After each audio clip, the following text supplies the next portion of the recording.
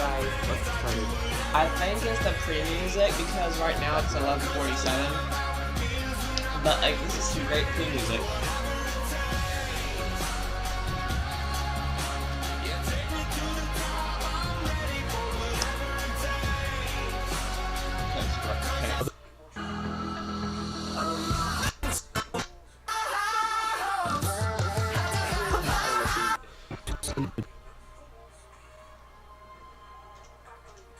One may look at, but not touch, the main. Okay guys, let's get started. The feeding frenzy at the great gathering. Moving in like a pack of famished piranhas, this frugal breed will spare no morsel. Those who can pull rank on prime cuts. The event culminates in what is known as the keynote. As the doors open, a behavioral anomaly can be found. Developers running at full speed, battling to secure a coveted front row seat. I love you, bro. Following the ceremony, the latest beta software is unleashed. Its nature at its cruelest. Only the strongest apps will survive. The many languages of the developer are a mystery to modern science. Just look at these letters, symbols, formulas, and mumbled jargon. Only these enlightened shamans can decode their true meaning. The creative bonds formed during the Great Migration will enable these geniuses to unlock our future world.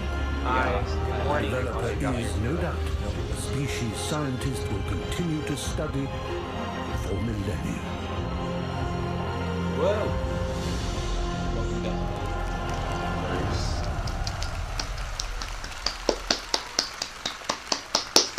Started. Whoa! Oh, that means it's starting it. Good morning! Hi, Tim. Good morning! That's me. I'm one of them. Hi. Good morning. Oh, she got afternoon for me. But I hear the student developers. Good morning and welcome to Wwdc 2018. Whoa. It is great to be back in San Jose with everyone. We have developers here from all over the world this morning, from 77 countries. That's more than ever before. Whoa!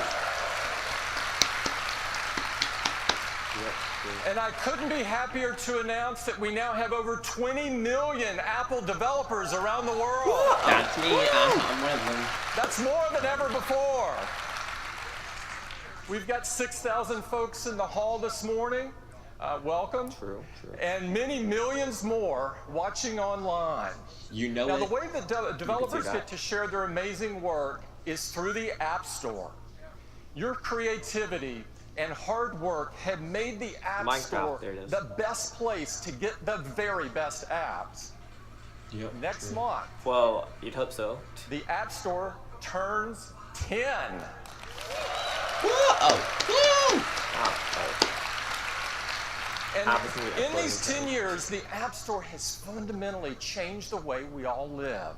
True. It's enabled countless new companies, created tens of millions of jobs, you can see spawned entirely new industries, and it has forever changed our lives. iOS 12? No. The App Store is the Minecraft, world's there it is. largest app marketplace. I like that. Well, you hope so. We now welcome over 500 million weekly visitors. This is mind-blowing. It's the most incredible app marketplace that the world has ever seen. We're also happy to announce that this week, we're going to achieve another huge milestone. What? The money that developers have earned through the App Store iOS 12? No. will top $100 billion. I like that. This is beyond remarkable. The App Store is clearly the best place for you to be rewarded for your hard work and creativity. So true. Now at Apple, we know that developers are a powerful group of creators. Yes, but they can achieve and they can develop anything that they can imagine with their code. We want more people to learn the power of code. Great. And it all starts with Swift and Swift Playgrounds. We created Swift to make it so easy to learn to code that it was easy as our products are to use. Swift is extremely popular. In fact, it's the fastest growing programming language out there. Now, Apple developers are already using it in huge numbers. Yes, we are. In fact, over 350,000 apps have been written in Swift on the App Store. Oh, really? Now, great. We believe that coding is an essential skill and believe it should be offered by every school in the world. Now, learning to code has so many benefits. It develops problem solving and critical thinking skills. That's why we created Everyone Can Code with free teaching and learning resources so that everyone could learn to code. It's been so successful and is now available to tens of millions of students around the world. Not me, though. Just imagine what this new generation of coders will create. Whatever it is, I'm sure that it's going to change the world. And Apple changing the world and making it a better place is what it's all about for us. We aim to put the customer at the center of everything that we do. That's why, together with you, the developer community, we're working hard to provide new and better experiences for our customers to help them live a better day. Yes. And these experiences, of course, are expressed through our 4 amazing platforms. iOS. Today is all about software. And we've got some very exciting updates across all 4 platforms. Oh, that kid. You helped, they're amazing. We're going to get started with iOS.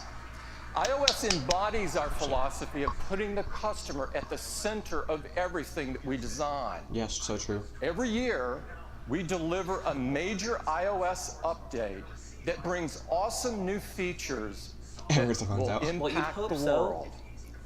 To tell you all about what we have planned for this year, I'd like to introduce Craig Federighi. Craig. Wait, what was that name? Hey, good morning. Oh, that kid. I mean, man, not kid. All right. Well, our next big release of iOS is, you guessed it, iOS 12. Oh, yeah. Now, our customers, of course, are going to receive iOS 12 as a free software update. Well, you'd hope so. It's easy to forget now, but iOS pioneered this approach of helping you get more out of the device you already own through free updates. And some of those updates have been really quite profound, like the App Store, giving us a whole new way to discover and download apps. It itself was delivered via software update, as were the folders we use to organize those apps. And can you imagine living without Find My iPhone? Oh, or yeah, iMessage with its end-to-end securely encrypted messaging. Or the revolution in iPad productivity with slide over, split view, and drag and drop. Or AR, changing the way we interact with the world around us, all delivered via software updates. And of course, we want to get these improvements to as many of our customers as possible. iOS 11 supports devices that were introduced as far back as 2013, like the iPhone. Oh, yes, go!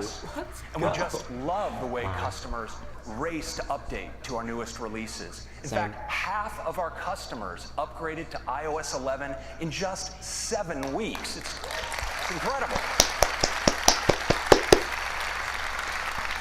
Now, as we stand here today, 81% of our over 1 billion active iOS devices are running our latest release. And now, when you look at the competition, well, it's hard to say they really have a software update model. Oh, yes, go! Let's go. So iOS has the fastest adoption of any operating system. But what's much more important to us is customer satisfaction. And we're thrilled to report that customer sat for iOS 11 is at 95%. Satisfaction, I'll take that. That's a good satisfaction. That's the next one. delivering all of these features Yeah, let's go across such a iPhone wide 5S. range of Whoa. devices while maintaining high performance is a challenge we take It really is. seriously. It is. And so for iOS 12, we are doubling down on performance. Oh. Wait. People are happy? Okay, I'm sure I did. Whoa! From top to bottom, making improvements to make your device faster and more responsive. And because we want these changes to be available to the full range of our customers, iOS 12 will be available on all the same devices as iOS 11. Yeah, let's go iPhone 5S. Whoa! Actually, This is the largest base ever supported I need that, by an yes. Apple release. And we're focusing our efforts especially on the oldest devices. And while it's still early days, we're really pleased with some of the results we're seeing. And so I'd like to share some with you. Okay. And I'm going to use an example of a popular phone from a few years ago. This is the iPhone 6 Plus. Now on that device, iOS 12 delivers a number of improvements across common operations. Like? You'll see that apps launch up to 40% faster. The keyboard can come up to 50% faster, and you can slide to take a photo at up to 70% faster. I need that, yes. Fine. Now, our deepest focus this year is optimizing the system when it's under load, and that's where you need performance the most and where iOS 12 really shines. Now, we've put iOS 12 through our stress test, and we saw in those conditions share sheet coming up twice as fast and apps launching twice as fast. We need These that. are big improvements. Well, yes, we now, do. this took changes, thank you very much. This took improvements in many places in the system, and I want to highlight just one, and it starts with the silicon. You know, our tight collaboration with our chip team has enabled us to optimize iOS across the full range of our A-series silicon. Now, CPUs traditionally respond to increased demand for performance by slowly ramping up their clock speed. Well, now in iOS 12, we're much smarter. When we detect that you need a burst of performance, like when you begin scrolling or launching an app, we ramp up processor performance instantly to its highest state. Let's go. Delivering high performance and then ramp it down just as fast to preserve battery life. Now, these are just some of the improvements that are coming to not just our older devices, but the full range of devices. Where's iPhone X? That's a quick update on performance. Yep, whoa. Thank you. Now, if this is all we've done in iOS 12, I think it would be a great release. But we've done more. Thank you. Much more. We have a lot to cover today. Is that and Siri? It starts with augmented reality. Let's go. Yeah. Now, AR is transformational technology. By bringing experiences into the real world, it enables all kinds of new experiences, changing the way we have fun and the way we work. And in iOS 12, we wanted to make an easy way to experience AR across the system. And to do that, we got together with some of the greatest minds in 3D at Pixar. And together, we created a new file format for AR. It's called USDZ. And it's a compact, single file format that's optimized for sharing while retaining great 3D graphics and even animations. Now, you can use USDZ across the system, from the Files app to Safari, to even sharing them over messages and mail. What's great is you can place these 3D objects into the real world. It's something that's like AR Quick Look. I need that. It's really awesome. Now, we want all kinds of creatives to be able to create content for AR. And so we're working with the leading companies for 3D tools and 3D libraries to bring their support for USDZ. Is that Adobe?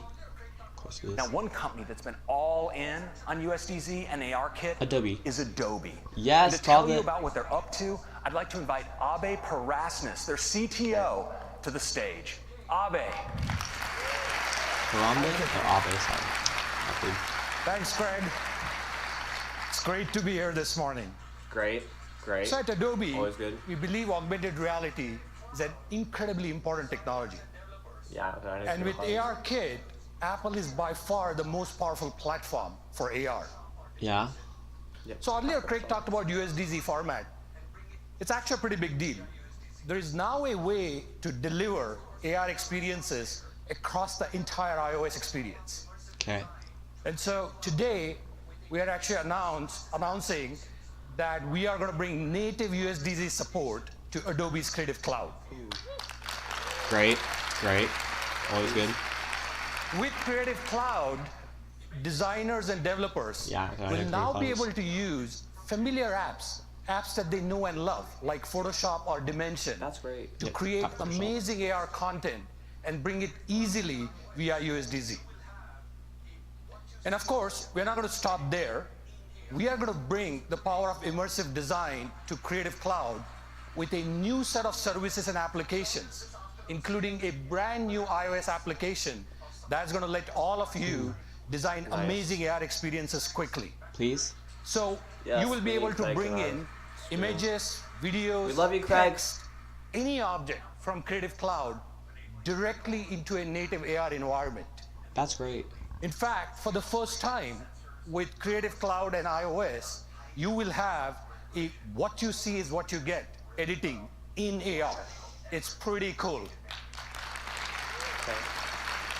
So come join us this afternoon's State of the Union, where we're going to give you a sneak peek of some of these new immersive design tools for the first time. Thanks. Back to you, Craig.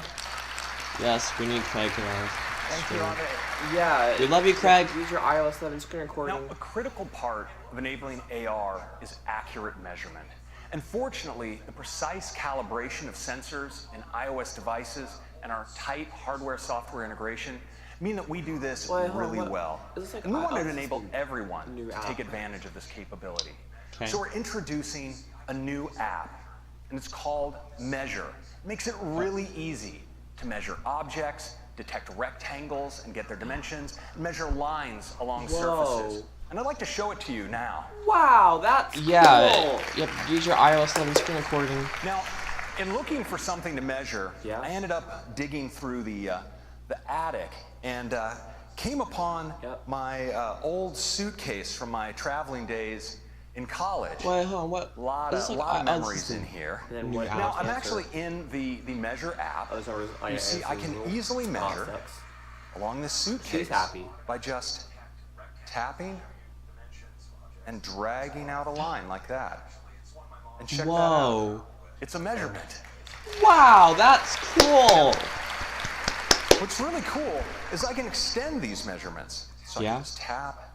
I can just drag along another edge just like that. Yep. And even take it into full 3D. You're a small baby. Like that. And then what's the answer? Cool? That's cute though. Answer result. Oh, it sucks. Now, I mentioned that you can automatically detect rectangles and show you dimensions of objects. So I have a photo here, actually. It's one my mom always wanted me to travel with of me as a baby. And so, you see, what I can do with Measure is it automatically detects the dimensions of that photo. I can just tap. And get, cute little baby, wasn't I? And you can get measurements just like that. It's really fantastic. You're a small baby.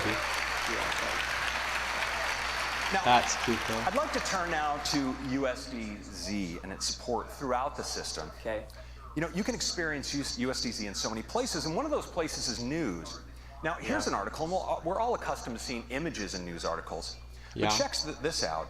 Here you see a USDZ asset, and I can just tap on this little 3D control and jump right in and experience it. You can see the amazing animations that are possible. And of course, it's fully interactive. Okay, so that's actually smart. And pan. I'm kind of confused about this part, but isn't that amazing? Yeah,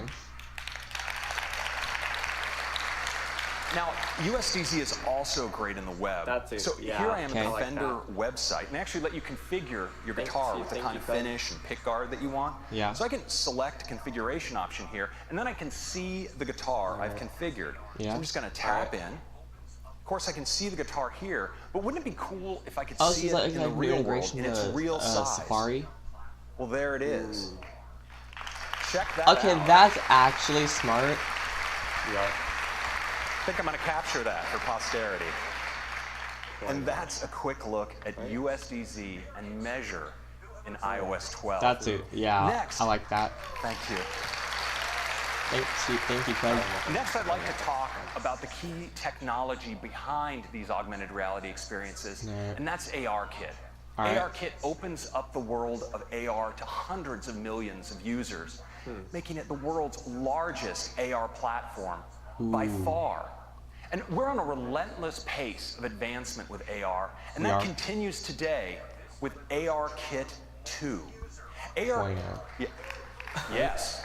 ARKit 2 delivers advances with improved face tracking, more realistic rendering, and support for 3D object detection and persistence, which enables launching into AR experiences associated with a particular object or physical space, like starting a game built around a physical toy, or having a physical classroom serve as the foundation for a lesson that was offered in AR. But probably best is the support for shared experiences. Now, this delivers true multi-user augmented reality. You and the people around you will be able to see your own perspective on a common virtual environment. And to help all you developers get started, we created this sample app written in Swift that you'll all be getting today. Now, check out how both players and even a third observer can all experience the same environment in real time. It's really fun. Still cute, though. Hi. Now, we've also brought in a select few developers into our labs over the last couple weeks to work with ARKit, and they love it. Now, one of them is Lego, and what they've done is so fun, you just need to see it. So I'm pleased to invite Martin Sanders, Director of Innovation of Lego, to the stage to give you a live demonstration. Martin. That's great, thank you very much. Hey, Martin. Creating and playing with physical Lego sets brings great joy to millions of children and Lego fans all over the world. Me too. And now, with ARKit 2, we get to expand those creative possibilities like never before and take things beyond the physical. What we try to do is combine physical and digital together to really open up those creative play possibilities. Because our Lego sets are really the start point for all of those children's imaginations. That's true. When we get a chance to really embed ARKit 2, it takes it to the next level. Let me show you what I mean. Here we have Assembly Square. It's one of our Lego creator sets. And already it has so many great details, it's awesome to play with. But wouldn't it be great if we could take things even further? Well, now, with 3D object detection, we get to recognize our models and bring them to life. Seriously? All this is gonna stop coming up now. Sorry about this, guys. And just look at all of those rich details we can now bring into our sets. Because when we combine physical and digital together like this, it really opens up those creative play possibilities. And there's so much to do here. If you see these icons above people and objects, well, they represent missions and stories that we can explore. And with a world as rich and as immersive as this, who wouldn't want to play? So let's add a character. How about this little guy here? Welcome back. Let's go on an adventure. Awesome, let's go on an adventure. But going on an adventure with friends is often way more fun. So Anders, why don't you jump on in here? I'm always up for an adventure. Perfect. Because now, with ARKit 2's multi-user support, we get to play with up to 4 friends in the same space. That's actually Let's go ahead and add a few things from our collection, Anders. Okay, I will add a bank over here. Very nice, I like it. That's actually how I like it is. This for a spin. Oh, that's cool. Because just look at all those rich details you can see on the outside of the building. I'm actually testing that when it comes out. I will be testing with that. I'll let you guys know how it is. Yeah, I think I'm going to add this guy. Batman. He's definitely going to keep the bank safe. Oh look, my character's hungry. Let's take him over to the bakery. Okay, I can imagine. Let's see what they have. With this. Because now with ARKit 2, we get to see inside our physical creations and check out all the details that were hidden before. Got a ballerina, little music session going on, and looks like a bathroom or something. Oops, sorry. Moving on. Oh, another play trigger in the bakery. Let's see what happens when I click on this. Lego Sim. I know, right? Sorry, that doesn't look too good. Anders, we've got a situation. I'm going to need your help over here. Okay. I've got a fire truck. Perfect. You put out those flames while... okay, I can imagine somebody's got themselves trapped on the roof. Oh, that so I'm going to use this helicopter. Maybe me and Sister watch pick the up these video clowns. How you getting on down there, Anders? Almost done. Okay, I actually got like... Great, those guys are safe. I was like, what? And the flames look like they're almost out. The Lego Sims, I know, right? Perfect. We did it. Sorry, that was a tweet. It does? Yeah. What? Yeah. Good job, Anders. And we even unlocked a new item for our collection. Oh, whatever, fine. But the fun doesn't need to end there. Yeah, it does. Because with AR Kit 2, we get to save our entire world back into our physical set. Pick up where we left off. Right. Okay, I actually got like my heart shot for a minute. I was like, what makes this truly amazing is that with just a single Lego creation, an AR Kit 2, it really opens up those creative play possibilities. It does.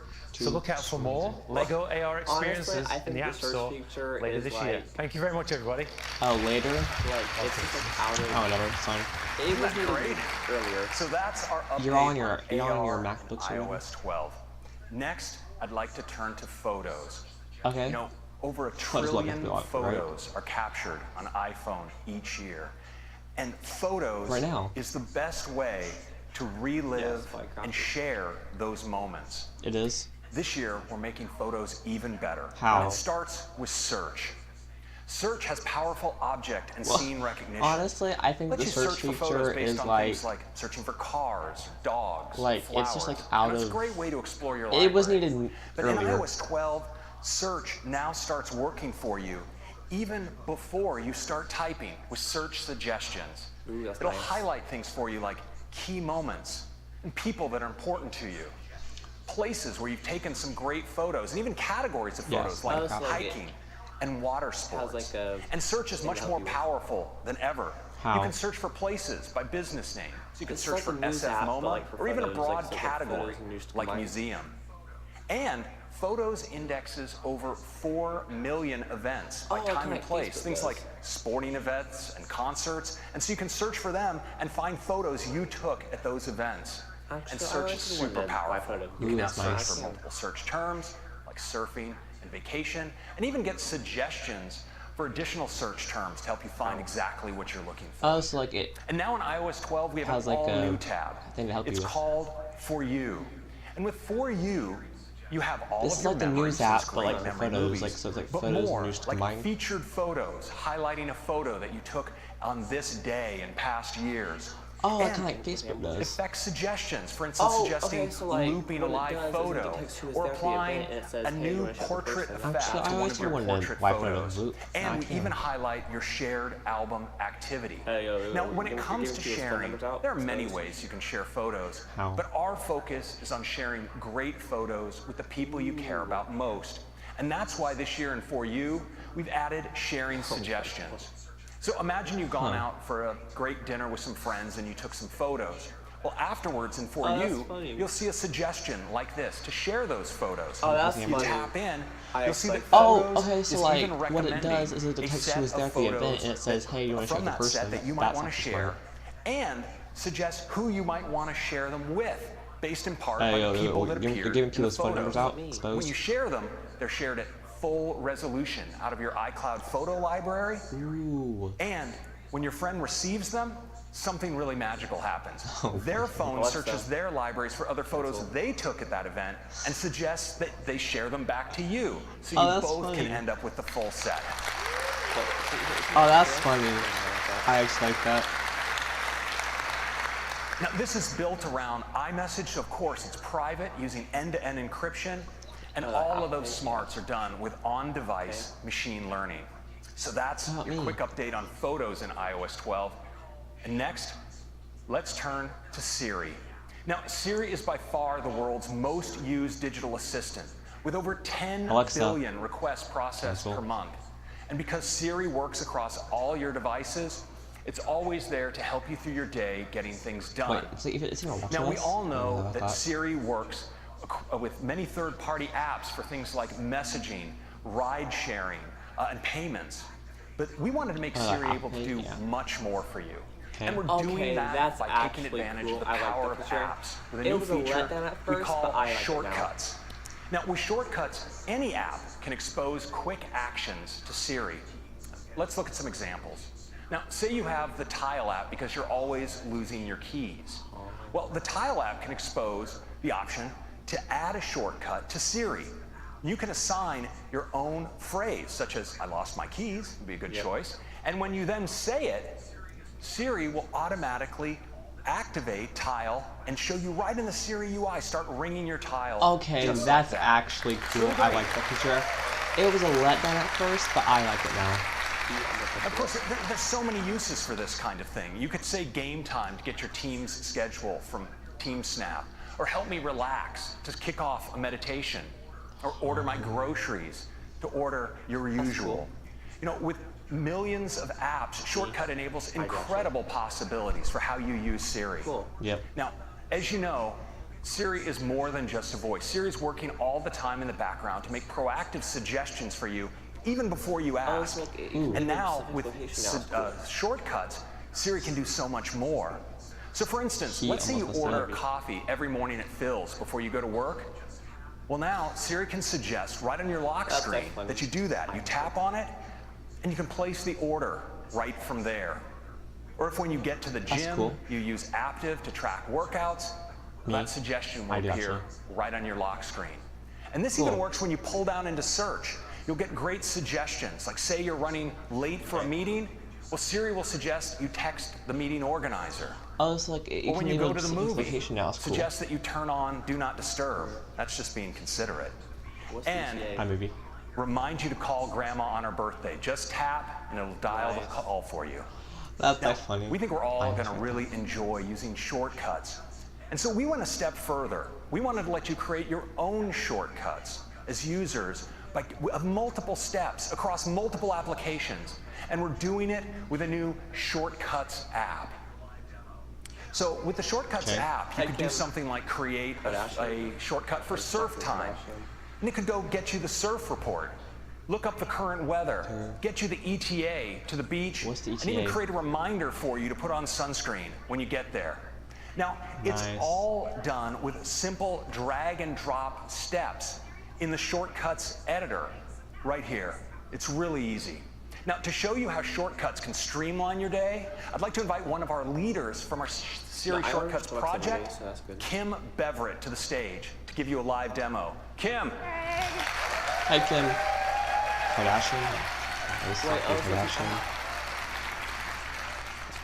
I am so stoked to show you Siri Shortcuts. To do that, I'm going to walk you through my day. So imagine it's the morning, I'm headed to work, and I pick up my phone, and I see this suggestion from Phil's Coffee. Siri has learned that I do this most mornings, so now I can just tap on the suggestion, and I see all the details I need to confirm my perfect mint mojito right here on the lock screen without even going into the app. So that's good. So let's get caffeinated, and I'm done. Fast forward a little bit, and I'm sitting at my desk at my office, and I need to know when my next meeting is. That's cool. I'll go to the Up Next widget, and it looks like I'm running a little late for a rather important meeting, so I should probably let someone know. And it looks like Shortcuts is a few steps ahead of me. I could call into the meeting, or I could let the organizer know that I'm running late. I should probably tell Ari what's up.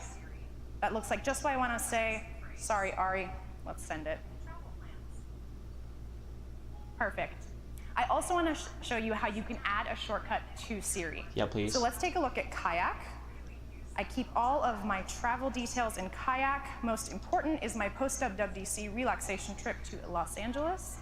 You can see I've got my flight, my hotel, all the details, everything I need. But what I really want is to be able to use this and get to this information with my voice while I'm on the go. So let's head back. I like it. And I can just tap Add to Siri, record my custom phrase, travel plans.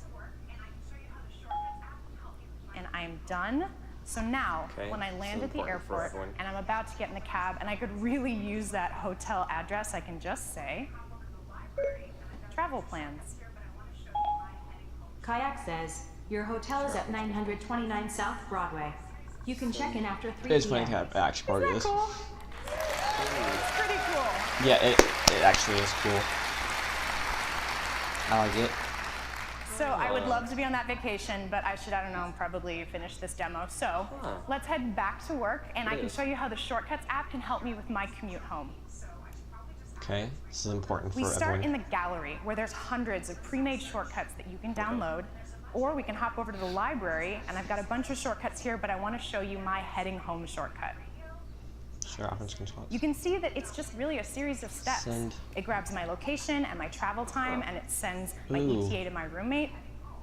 It sets my HomeKit thermostat to 70 degrees, and it turns on my fan. And last, it gets directions home with Apple Maps with the best route to avoid traffic. Now, this is already pretty cool. It is. But I happen to be an NPR News junkie, so I should probably just add that to my shortcut to save me some trouble on the ride home. Let's tap search. Okay. And there's a bunch I can add here, but I can just tap series suggestions. Copyright claim. And there it is, play KQED radio. Drag this in, drop it, and we're set. iOS 12 actually turned out to be a good I've already update. added the shortcut But this is only to Siri iOS, with the and this is custom going phrase for 40 heading minutes. home. I can't wait to So see what's on now, WatchOS. whenever I leave work, I can just say, heading home. You will get there in 1 hour. I sent a message to Cheryl. Your thermostat is set to 70 degrees, and I turned on the fan, playing KQED radio. Right? Copyright claim. Copyright claim. Yes, That's that's what you Siri do. shortcuts in iOS 12. Thank you so much. iOS 12 actually turned out to be a good update. But this is only iOS, and this has been on for 40 minutes. I can't wait to see what's on WatchOS. And that's Siri Shortcuts. It works on iPhone and iPad, and of course you can run your shortcuts from your HomePod and your Apple Watch. That's your quick update on Siri. CNN. Next, let's talk Voice about memos. apps. And to tell you about the latest, I'm going to hand it off to Susan. Susan. Wait, is this who Susan is? Wait, is it Susan who? Sorry. Hello.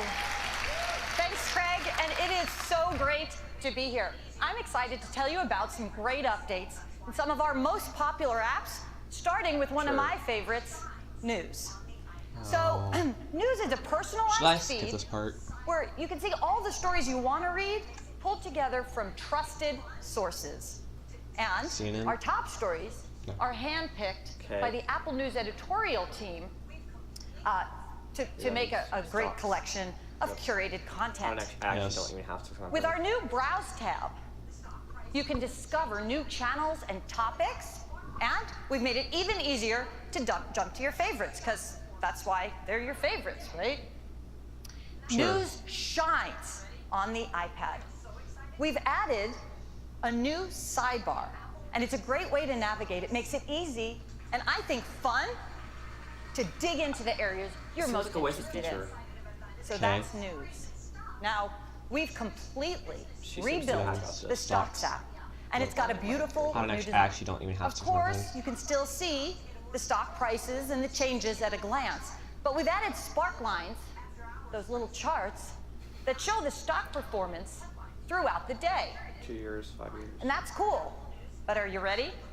We are so excited to announce we're bringing Apple News to Stocks. It seems like a I'm wasted really feature. excited about that. And the top stories in Stocks features business news, She seems too high right? about this. Curated by the Apple News Oh, all right, editors. my computer's It's up. pretty terrific. You can tap on any stock to get a more detailed view, so you can see an interactive chart that now includes after-hours pricing. And you see relevant headlines from Apple News curated 2 years, 5 by years. our Apple News editors. So it looks great. And if you tap on one of those headlines, That's a lot better you'll see than the the full Chrome is. article without leaving the app. And of course, it's formatted to look gorgeous on the iPhone. Yes. Now, let's. with Great iOS update. 12, Let's go. Okay. we're bringing Stocks to iPad. Okay. It's pretty great, and we take advantage of the larger display so you can keep your eye on your stocks on the left while you browse through your financial news. It's a pretty great Smart. experience. Very smart. Next Smart, up, smart, voice very memos.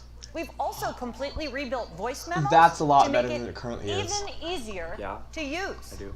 And we're bringing voice memos to the iPad for the first time. Yes. Let's. Oh, great update. Let's go. I'm moving back. Importantly, we've also added iCloud support, so your recordings stay in sync across all your devices. We think iPad users are just gonna love this. And we think that iBooks is the best way to discover and experience ebooks, as well as audiobooks. And with iOS 12, we're introducing an all-new design. And we think the update is so great. Yeah, I do. We're calling it Apple Books, a new name. Very dramatic. We dropped the I. Apple Books has some great new features. For example, Reading Now, with a preview that makes it really easy for you to pick up reading right where you left off. And there's so much more, including a stunning new store that makes browsing through your ebooks and audiobooks I'll be using better my card, than I ever. will. It makes it look more We love native. these updates, and we think you will too. I will. But we also have a smart and safe way to use your I apps get in the it. car. Updates, I think not you know updates. I'm talking about Updates. CarPlay. CarPlay already supports third-party audio and voice messaging, voice calling, WhatsApp. and messaging apps. FaceTime. Probably know that. But what you might not know is with iOS 12, CarPlay will also support third-party navigation apps. Ways, Google Maps. That's good. I'll be using that in my car. You know I will. So now you have even more choices when you use CarPlay. That is a really quick look at some of our app dates. Cool. And Craig, back to you. I get it. App dates, not updates. App dates. That's hilarious. Well, now I'd like to take a moment to talk about something that's on a lot of people's minds FaceTime. lately. You know, iPhone and iPad are some of the most powerful tools ever created for learning, exploring, and keeping in touch. No. But some apps demand more of our attention than we might even realize. FaceTime. They beg us to use our phone when we really should be occupying ourselves with something else. They send us flurries of notifications, trying to draw us in for fear of missing out. And Like right now? some of us, it's become such a habit that, we might not even recognize just how distracted we've become. Same. Well, we've thought deeply about this. And today, we're announcing a comprehensive set of built-in features to help you limit distraction, That's like screen recording. focus, and understand how you're spending your time. That's hilarious. And balance the many things that are important to you. Now, it I'm going to starts use that feature. with I Do have Not to. Disturb. School and whatever. There are times of the day, or times when you just don't want to be disturbed. And one of those, of course, is at night. Okay. Sometimes you wake up in the middle of the night and you look at your phone, maybe just to check the time, and you're confronted with something like this. No. Barrage of notifications that spin you up and keep you from falling back asleep. Lame. And so we're introducing Do Not Disturb during bedtime, where all you'll see is this. Nothing to get you spun up. And in the morning, That's hilarious. I'm going to be using that feature when I have to. in the School, morning whatever. when you wake up, you're gently eased into your day. You can tap when you want to start confronting those notifications.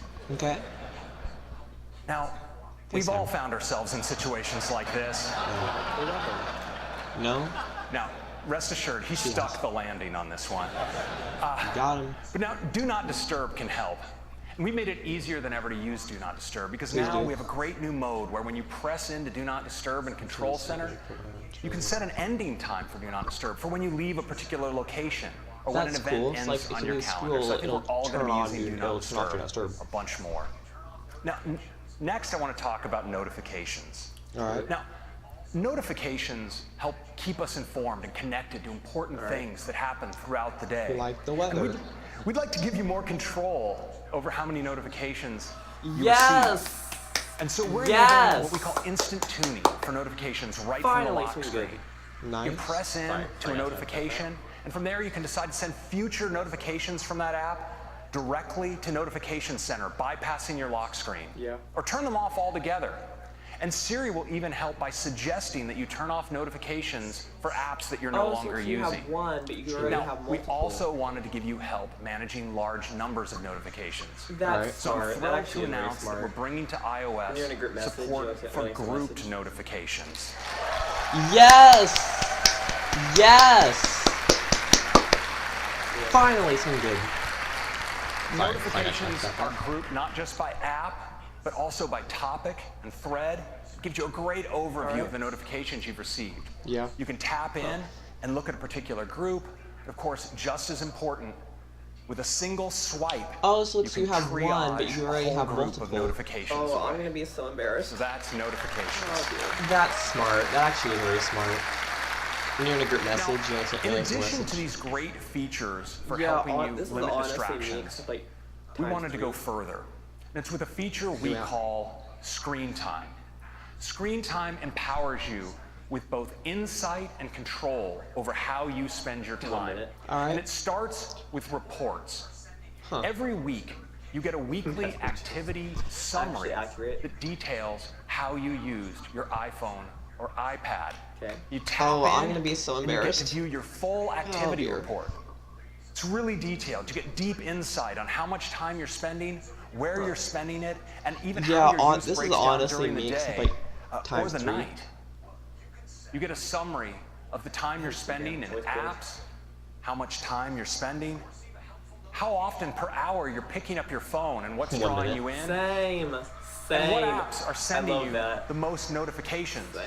Now, equipped with this insight, you can make decisions about how much time you want to spend with your device each day. Okay. But we know there are people who would like a little extra help in managing their use of apps. And for them, we've created app limits.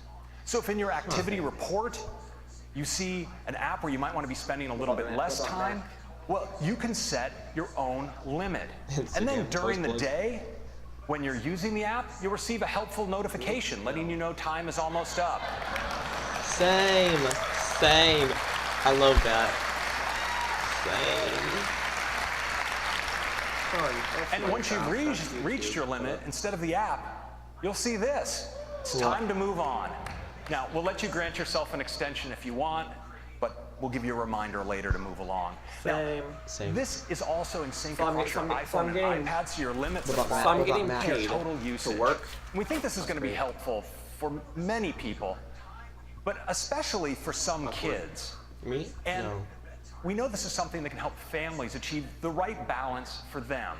And of course, it starts with providing your kids with great information, so they get an activity report of their own. That's Minecraft. But as a parent, that's YouTube. you get one as well on your device. And based on what you see, you have the option of creating allowances. And same. So I'm getting paid to work. Now, you have many options. One of them is downtime. Time when you want your kids to unplug altogether. For instance, at bedtime. And you can also limit your kids' time in apps by category or by individual app. You're messing this up. Now, there's some apps you may want to always allow them to use. For instance, you may want them to be able to get at the phone at all times so they can contact you.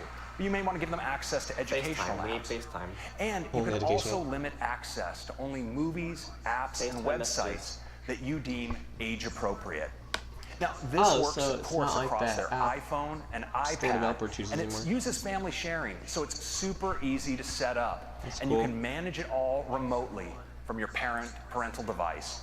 Yes. So that are some great screen time and some great features to help you better manage your time.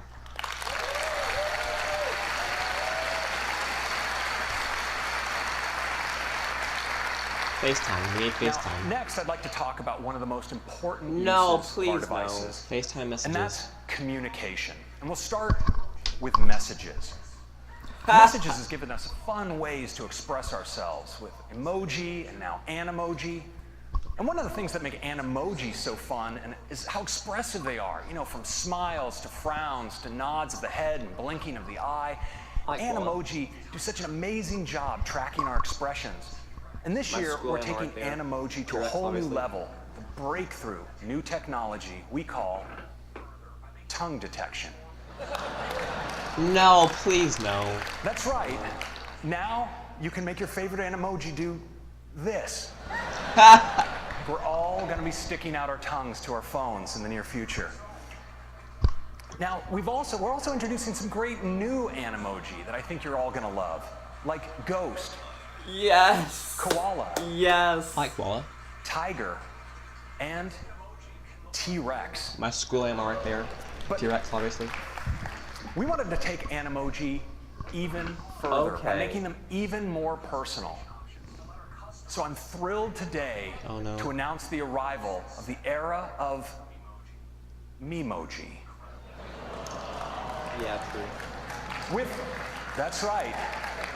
With Memoji, you can create your very own personalized Animoji. Yes. Yes. Now, these Animoji can look like you, Hi, Kelsey. Kelsey, the real you. And we've worked hard to build a deep set of customization options to let our customers create an incredibly diverse set of Memoji. It's really incredible what you can create. Yeah, true. And we've designed a beautiful new experience to create these Memoji that makes the process fun and easy. Ow. Now, to tell you more about it, I'd like to invite one of the managers of our messages and Animoji features, Kelsey Peterson, to give you a live demo. Kelsey. Hi, Kelsey. Kelsey Windsor. Good morning. I cannot wait to tell you what's new with messages. Let's get started with Animoji. Okay. First, you need to meet the newest members of the team. We've got a new cat in town, our tiger. She's so cute. Yeah, I always wear fronts, so there's something left. And now, my personal favorite, the koala. Huh? Just getting excited, scrolling through here. Yeah. They can't all be cute and cuddly though, so here's our T-Rex. Cute and cuddly boys. Oh, there's a quality change, awkward. And we have our very own friendly little ghost. So much fun. And if I swipe right, here's where I can create my very own Memoji. Let me show you just how easy it is. I recently chopped my hair, so I want one that matches the new me. So I've selected a skin color, and now I'm trying to figure out just the right amount of freckles. So real Goldilocks scenario. Yeah, these are just right. Okay, there's a quality change, on to the main event. There are so... First, I'm gonna grab my color, and then like I said, I need to go a little bit shorter. All right. Nope, this is the one. Now that I'm all set, I can of course select my eye color. And what's really amazing is that actually is pretty dope. As I'm making changes, the character up above is coming to life. There are tons of options for me to customize. I could add earrings, but what I really want is a great pair of sunnies. So I'm gonna come over to eyewear and pick out some frames. Memoji. Maybe not for today. Think I need 2 lenses. These are the ones. And with the dog. Now that I have frames, I'm gonna tint my lenses to make a great pair of sunglasses. Dope. All right.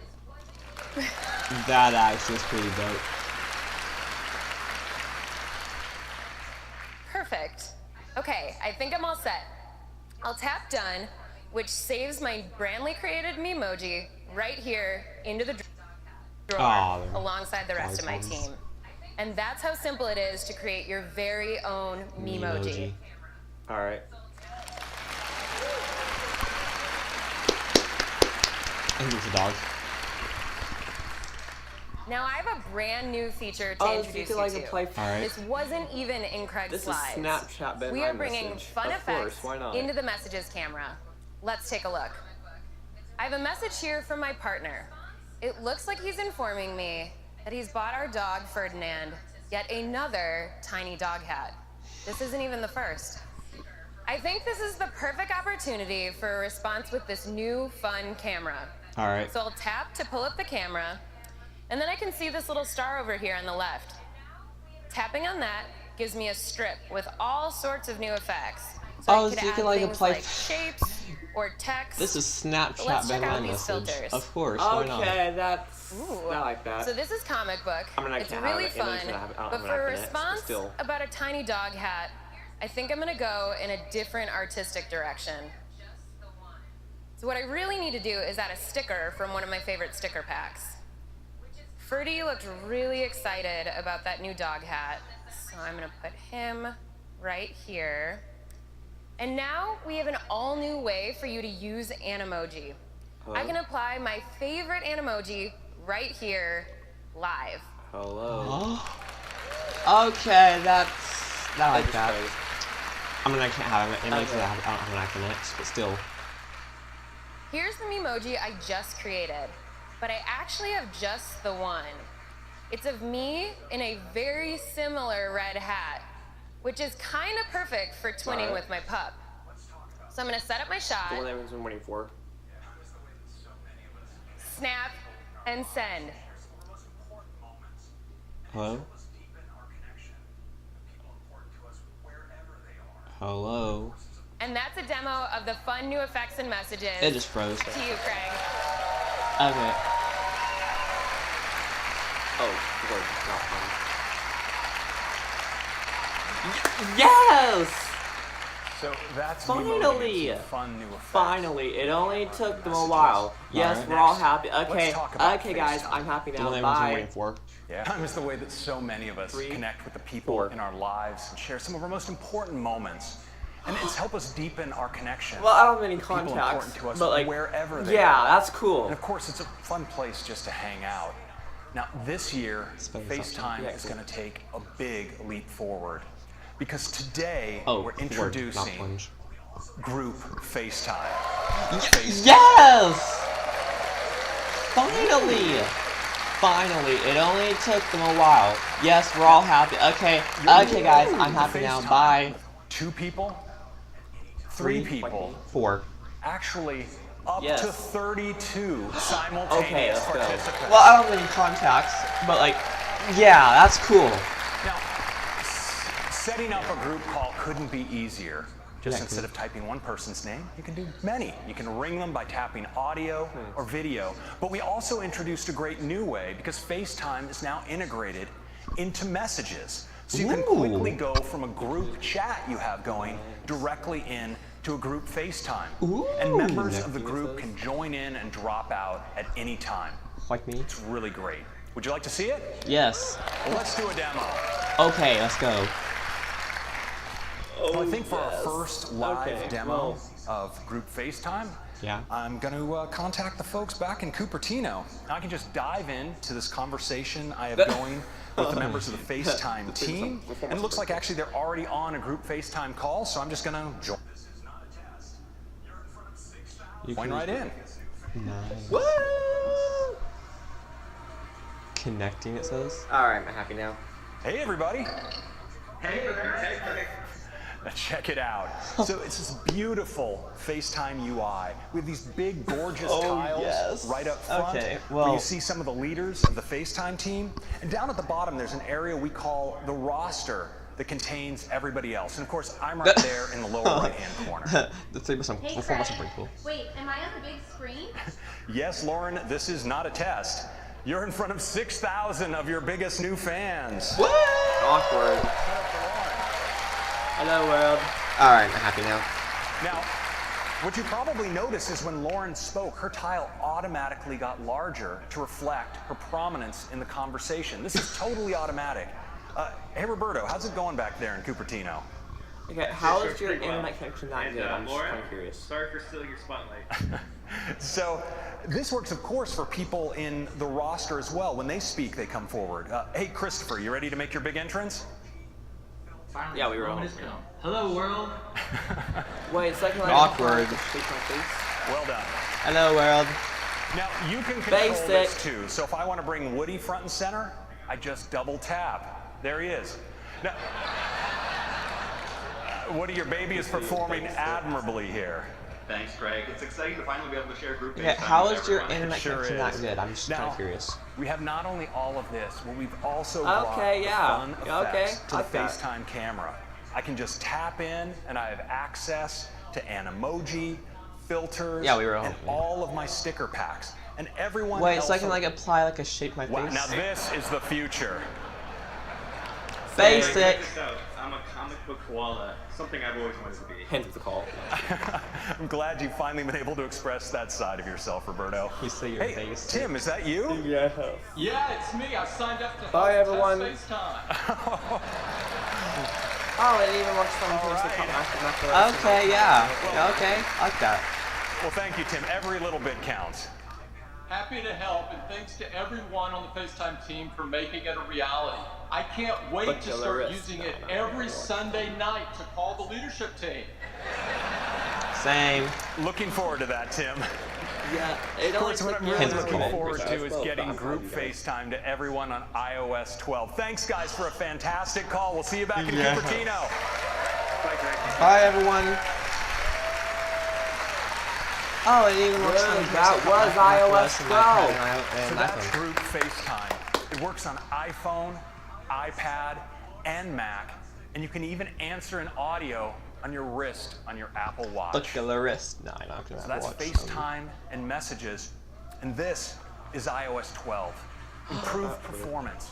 Yeah, new AR it only took an hour to experiences, increase iOS 12. Siri But I'm proud of you guys. suggestions, screen time, Memoji and fun effects in the messages camera, and group FaceTime. I hope you like it. I'm going to hand it back to Tim. Thank you. Whoa, that was iOS 12. Thank you, Craig. iOS 12 looks fantastic, and we can't wait for everyone to get their hands on it. Next up, I'd like to talk about the Apple Watch. Yeah. When we began development of the watch many years ago, we had a vision for just how impactful and essential it could become in our lives. It is. So we worked very hard to create something that you would love and want to wear all the time. And customers do. No, I don't love have it. any of the other things, in fact, but still. Apple Watch is #1 in customer satisfaction. And not just this year, but every single year since we launched in 2015. And growth has been off the charts. Apple Watch grew 60% last year. Interesting. We're constantly hearing from customers about the many ways that the Apple Watch has changed their lives. Not Minecraft. Call Siri. I'd like to share just one of them with you this morning. Mary Dobjan was voting with her husband John when, due to a medical condition, all of John's muscles went completely limp, and he fell into the ice-cold water. With her arms wrapped around John to keep him from drowning, Mary could not reach her phone to call for help. But with her Apple Watch, she was able to call Siri, or to use Siri to call 911. Rescuers soon arrived and saved John's life. Well, that's just a sad story.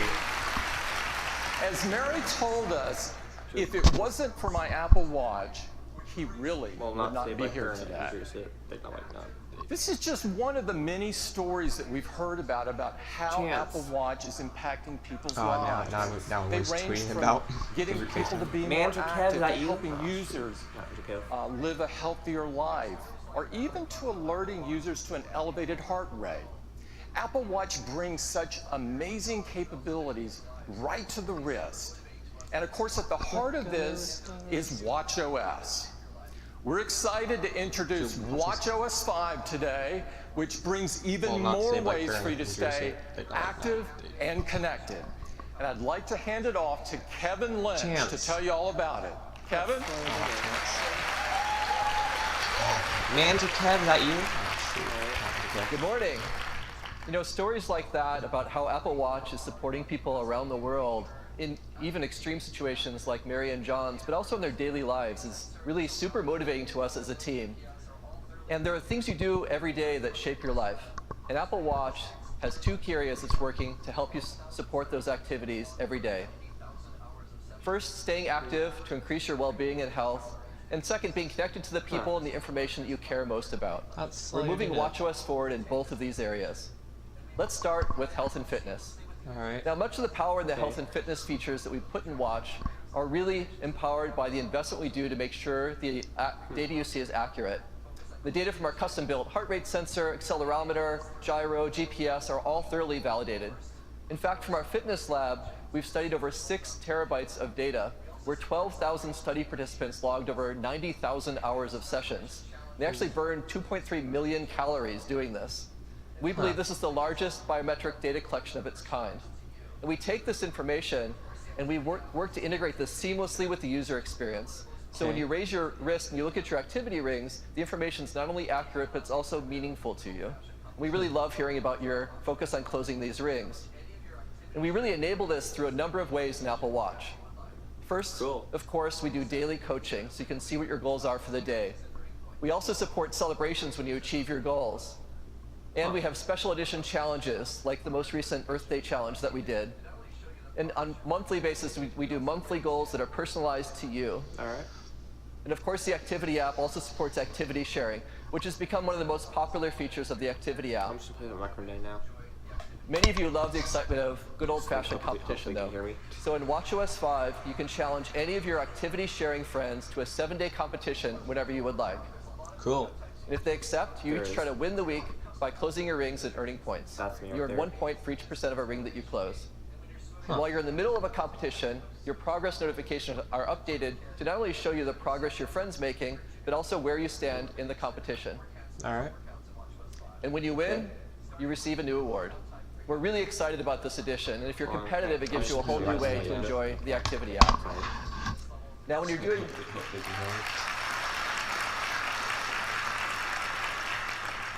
Now, when you do want to go do a workout, there's a lot of workout types you can choose from. There is. And they all have custom algorithms to measure things like calorie burn, pace, distance, elevation gain. And when you're swimming, it even counts laps and detects what swim strokes you're using.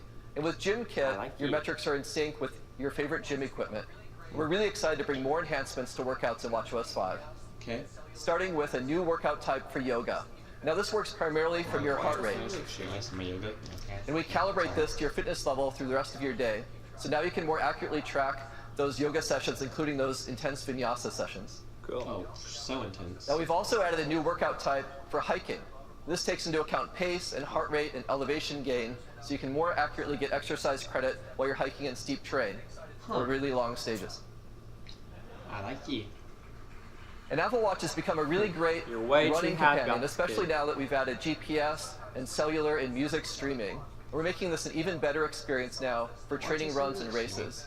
In addition to current and average pace, you now have the option to keep track of your rolling mile pace, which is how fast you ran the immediately preceding mile. Cool. You can also now set a custom pace alert, so your Apple Watch will tap you when you're above or below the pace that you've set. And finally, runners will now get cadence, so you can see your current steps per minute. We're really excited for runners to try these out. Active. Now, you're way too hard, that's good.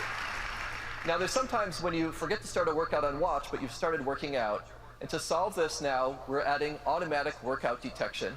This adjusts how you start working. Very smart. So your Apple Watch will now offer to start tracking a workout if it senses that you're beginning one. And even if you press start sometime after you began working out, you'll get retroactive credit for the workouts that you did. But macOS, I'm waiting to see what happens with that. And these start alerts will support all these great workouts on Apple Watch. Now, when you reduce the intensity of your movement or your heart rate decreases, but you forget to end your workout, of course, Watch will also detect that and suggest that you stop. It suggests that you stop working. So, all these new features, activity competitions, the new yoga and hiking workout, new features for runners, and automatic workout detection are all enabling you to more accurately track your workouts and stay motivated while you do. Now let's talk about being connected. Apple Watch enables you to remain in the moment while also easily connected to the people and information that you care about. And the introduction of cellular made this even better. You can stay connected even when you're going out for an evening, running some errands, or even going for a swim. Or stay in touch when your phone might not be easily available to you. And staying connected with customers love about Apple Watch. You can easily make or receive a phone call, and you can hear the emotion and tone on the other end of the voice as you talk in real time. Or you can use messages to have impromptu, short conversations with loved ones in a message thread. In watchOS 5, you'll have an entirely new way to communicate on your watch. That's real-time voice, but with the spontaneity of short messaging. Did you steal my chips? Maybe. I cannot wait till you go to college. Introducing Walkie-Talkie. What? What? This is a new app on Apple Watch. It's a fun, easy way to talk with friends and family. Let's take a look at how it works. First, you choose who you'd like to enable Walkie-Talkie with, and it suggests some people that you often communicate with. I'm you can actually easily add a them. fan of that. Now, the first time that you do this, your friend will receive a one-time request to allow a walkie-talkie connection with you. If they accept, then you can speak to each other with walkie-talkie whenever you like. And to do this, you just press to talk, and then your friend can hear your voice just like a walkie-talkie. And they're going to feel a haptic and hear a beep beep sound right before your voice comes out.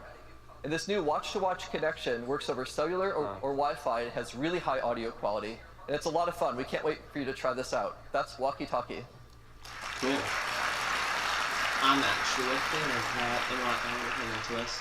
Now, last year we introduced a Siri watch face, which presents the right information to you at the right time. Smart. Yes. And Siri does this using machine learning, so it's going to get better at predicting your actions over time by combining inputs like the time of day, your location, your daily routines, or which apps you use when. We're making some great enhancements to the Siri watch face now. Oh, my eyes. First, we're adding new content. So now you can get live sports scores, you can get commute time home or to work, or you can see your heart rate, for example, after a workout, or your resting heart rate. And we're also adding Siri shortcuts. Those shortcuts you saw coming to iOS 12 are also going to be available in watchOS. So in addition to getting relevant information, you'll also receive predicted shortcuts right on the Siri watch face. So at a wrist raise, you'll be able to directly do things like turn on your leaving home scene, or start an outdoor walk, or play your favorite morning playlist. And these shortcuts appear based on whether you typically do those actions at those times. So super easy now to just tap and do those actions. Also, for the first time, you can now use third-party apps on the Siri watch face. Hey Siri. So now you can see both relevant content and shortcuts from your favorite apps.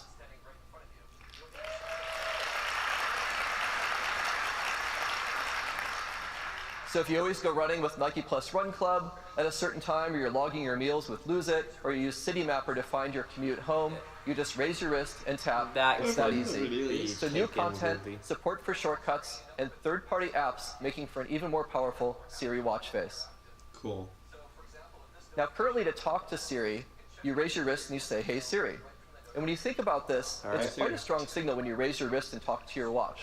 It's kind of like when someone's standing right in front of you. You don't need to say hey because you have their attention already. So we're bringing this same social cue to Siri on the watch. So you no longer need to say hey Siri. You just raise your wrist and talk to Siri. That could be taken weirdly. Now we're also bringing a number of improvements to notifications, which are now more actionable and interactive. So for example, with this notification from Qantas, you can check in and share your flight details right from the notification. All right. After you finish a ride with Didi, you can scroll down, you can rate your ride and pay with Apple Pay right there in the notification. Apple Pay on a and with this one from Yelp, that your table is ready. If you need a bit more time, you can extend the reservation out a bit just by tapping here. So super easy now to interact right in place inside notifications. Smart, very smart. We've also improved our message notifications. Today, if someone sends you a web link, you aren't able to view it on your wrist. With watchOS 5, we've integrated WebKit, so now you have the ability to view web content in mail or messages. Cool. You can even tap on that link. Yes, and to easily view things like menus here. And while we think full browsing doesn't make sense on your wrist, there are times you get content you'd like to see it right in the moment, and now you'll be able to do that in watchOS 5. And the content's can be formatted for the small screen, and where reader mode's available, so WebKit on watchOS. Smart, very smart.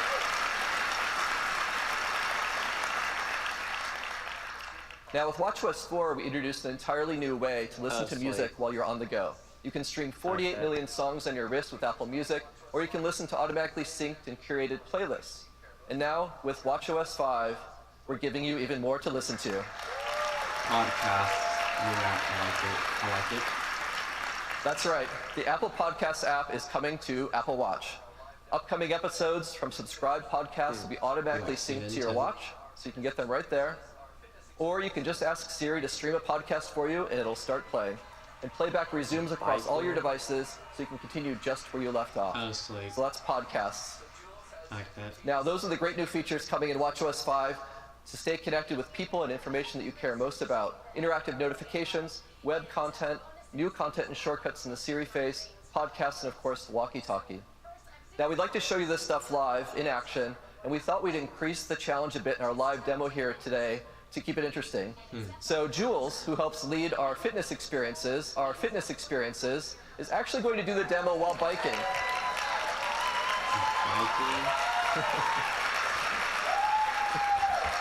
So Jules has expertise and coach it, motivate all at the same time. Take it away, Jules.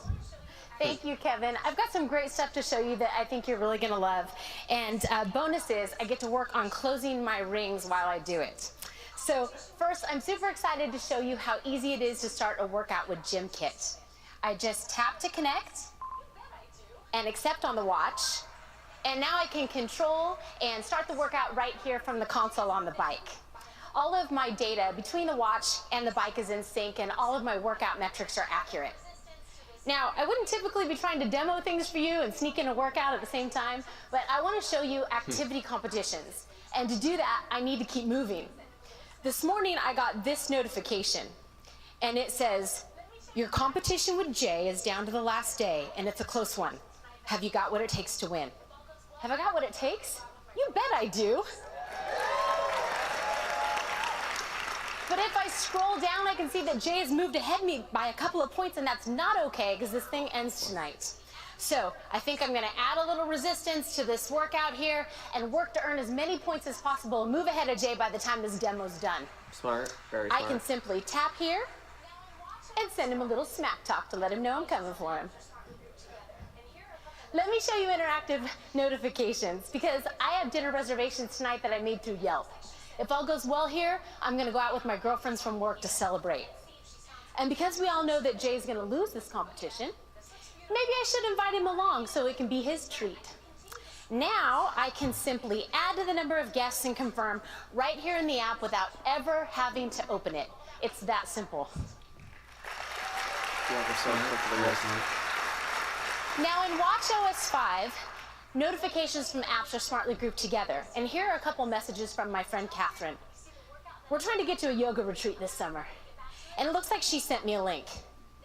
Now I can tap it here and see if she's found somewhere great for us to go. Oh yeah, this looks beautiful. I'm already in, but I could continue to scroll through the site, maybe read a little bit more about the retreat, even check the dates to make sure that they work. And I can do all that right here from my wrist. Like I said, click of the wrist. Let me show you the enhancements that we've made to the new Siri watch face. At the top here, you see the workout that I'm in right now. And when I'm ready to get back to it, I can just tap. Next up is Glow Baby, because it's about this time each day that I check the app to see if my husband has logged our 1-year-old's nap. Oh, good job, baby. He slept 2 hours. And you parents know that good naps equal good nights, so I'm looking forward to that. All right. As I scroll through my day, I can see my next meeting. I can see traffic and directions to places that I'm going later today. Here's that dinner that Siri found in my calendar. And waiting for me at the end of my day is a shortcut to my evening meditation with 10% happier. Nice. Now, I want to check back in on this competition, but I thought it might be a good idea to get a little moral support from my #1 fan. And you heard Kevin say how walkie-talkie is so great for staying in touch with close friends and family. No, so I set my daughter up with walkie-talkie so that she can help demo what it's like to receive one and maybe give me a little bit of love up here. Oh, there she is. Mommy, I see you on TV. Isn't that fun? How am I doing? You're doing way better than Jay. So good. I know you'll beat Uncle Jay. Hashtag mommy for the win. Thanks, Peach. I love you. Absolutely. Oh, that's funny. Yeah, that's just funny. And that's how walkie-talkie works. All right, the time is now to check in on this competition and see if I have done enough to pull ahead. I'm going to tap into activity and swipe over to see the score. Oh, yes. You're doing way better than Jay. Sorry, Jay. But the still young. Thanks, everybody, and back to you, Kevin.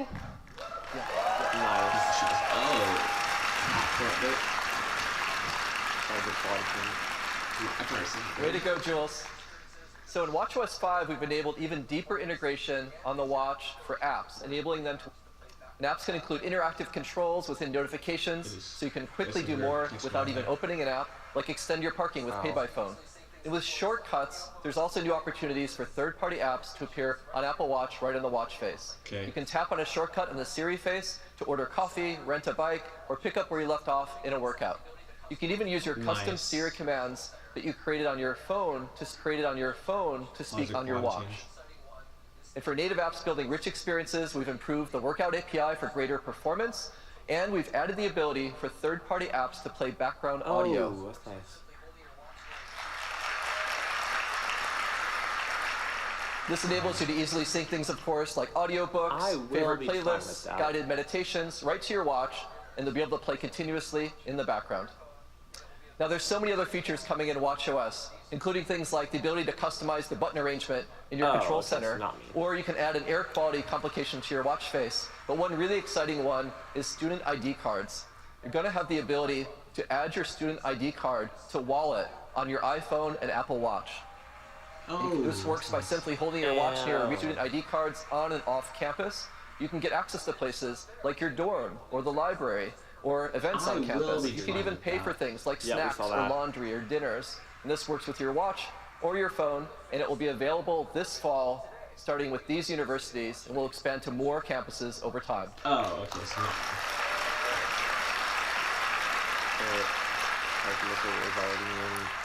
now, this is also Pride Month, and we're really excited to introduce an all-new Pride Edition watch band.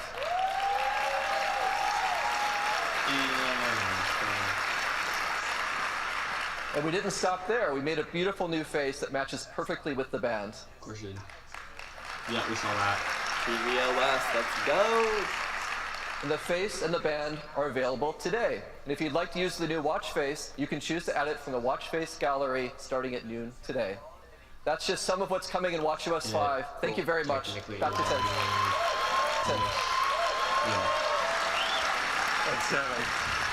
Thank you, Kevin. watchOS just keeps getting better and better. And we're excited for you to try all of these, stay more active. Come on, Jen. You can do it, Jen. Next up, don't be scared, Jen, is Apple TV.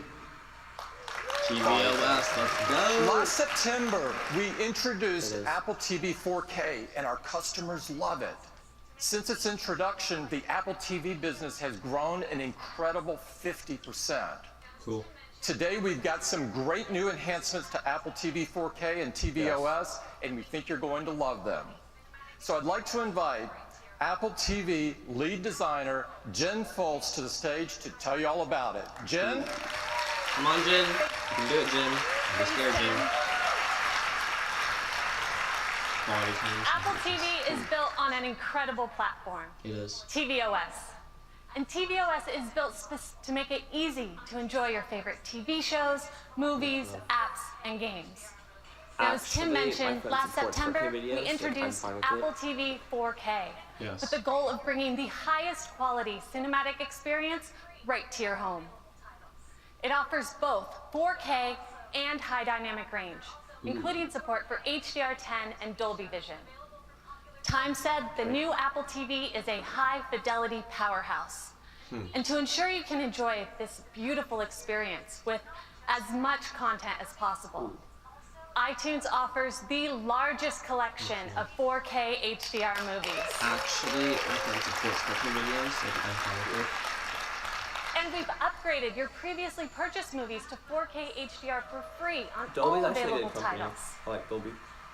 There are also, thank you, there are also many 4K and HDR TV shows available from popular services like Amazon Prime Video and Netflix. And we know what makes for an amazing cinematic experience is not just great picture quality, it's also incredible sound. So Apple TV 4K is bringing you the latest in audio technology. Dolby Atmos. Dolby's actually a good company. I like Dolby. With Atmos, you get room-filling sound, the perfect complement to the stunning visuals of Apple TV 4K. Now, what makes Atmos so special is that unlike a traditional surround sound setup where sound is assigned to channels like the left or the right, Dolby Atmos has the ability to completely immerse you. Atmos moves sound in three-dimensional space, creating an experience with powerful audio that flows all around you. It puts you right in the center of the action. Smart. All this with a home theater setup as simple as a Dolby Atmos-enabled soundbar and an Apple TV 4K. In fact, Apple TV 4K is the only Dolby Vision and Dolby Atmos certified. Oh, yeah.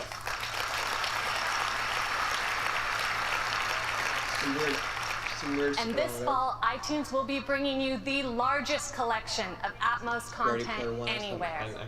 And just like with 4K HDR, your iTunes libraries will be upgraded to include Dolby Atmos on all supported titles for free. I like smart. Very smart. Now, of course, these movies and so much more are available in the Apple TV app.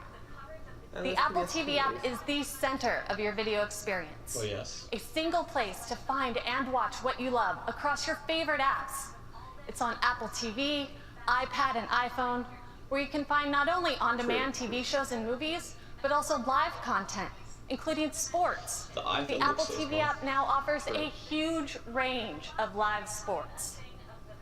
And we've added live news to make it even easier to stay current. The addition of live sports and news providers brings the coverage of the TV app to over 100 video channels, giving you a massive selection of content all in one place. Okay. With all this, Apple TV is the best box to connect to your TV. It's plus. And that's now more true than ever, as more and more cable companies fundamentally shift how video gets to your TV. True. This typical cable box is becoming a thing of the past, as these companies embrace internet-based delivery. True, very true. And many of them share our vision of Apple TV as the one device for live, on-demand, and cloud DVR content. And we've already started working with partners around the world to make this a reality. Okay. In France, we're working with Canal Plus. Almost a third of French households subscribe to Canal services. And their subscribers can now choose Apple TV to access more than 100 live channels and some of the biggest sports, including the French Open in 4K. Ooh. In Switzerland, we've partnered with Salt. Salt just launched a new TV service with more than 300 live TV channels, and it's available exclusively on Apple TV. Cool. And I'm really excited to announce that here in the US, Charter Spectrum will be coming to Apple TV late this year.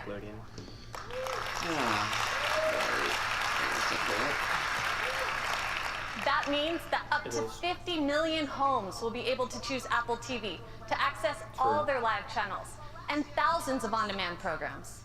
And they'll be able to use Siri and the TV app to get access to their TV service, not only on Apple TV, but on iPhone and iPad as well. Smart. Now, with nearly any cable subscription, you can get access to dozens of video channels, like ESPN, Showtime, NBC, and many more. But it used to be really painful to set up, having to authenticate each app individually. I'm sure all of you have seen that 6-digit code you have to go online and type into a web browser. True. Well, last year we introduced single sign-on. Enter your cable credentials only once, and we unlock all of the apps your subscription supports. Well, now we're making it even easier with zero sign-on. Is that safe? So now, if you're on your TV provider's broadband network, we'll securely and automatically unlock all the supported apps included with your TV service.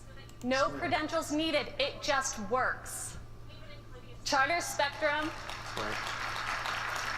This is really awesome. And Charter Spectrum will be the first to support zero sign-on, and we'll be adding more providers over time. We're also giving you even more options for ways to control your Apple TV. For example, you can get quick access on your iPhone, where Apple TV users will get the Apple TV remote automatically added to Control Center.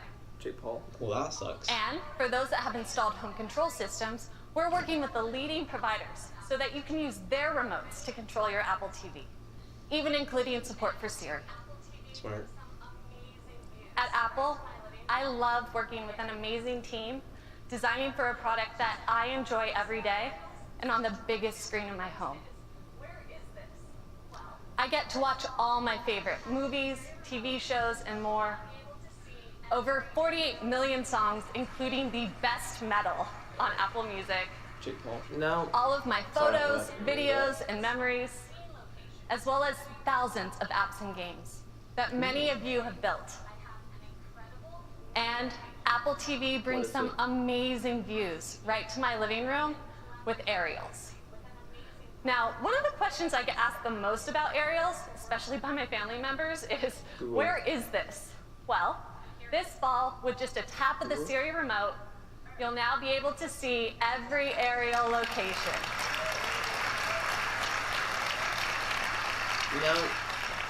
And you can even swipe between locations, so you can see even more. And today, I have an incredible new location to share with you. What is it? For the past year, we've been collaborating closely with an amazing partner, filming some stunning footage from around the world with a very unique vantage point. And here it is. Google? Earth.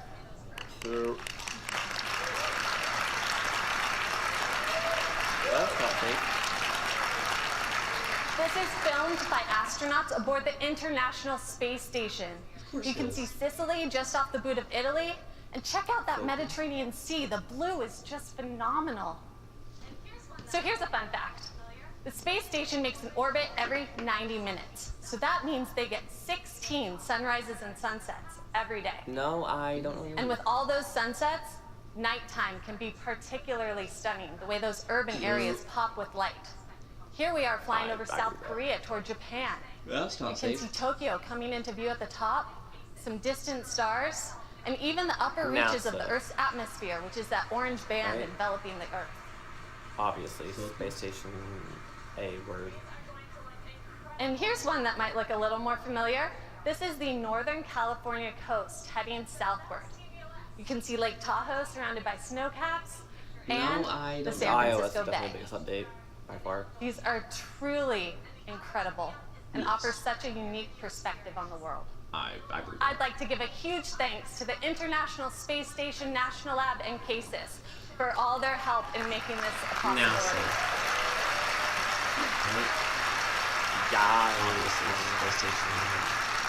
These are going to look incredible at home in 4K HDR.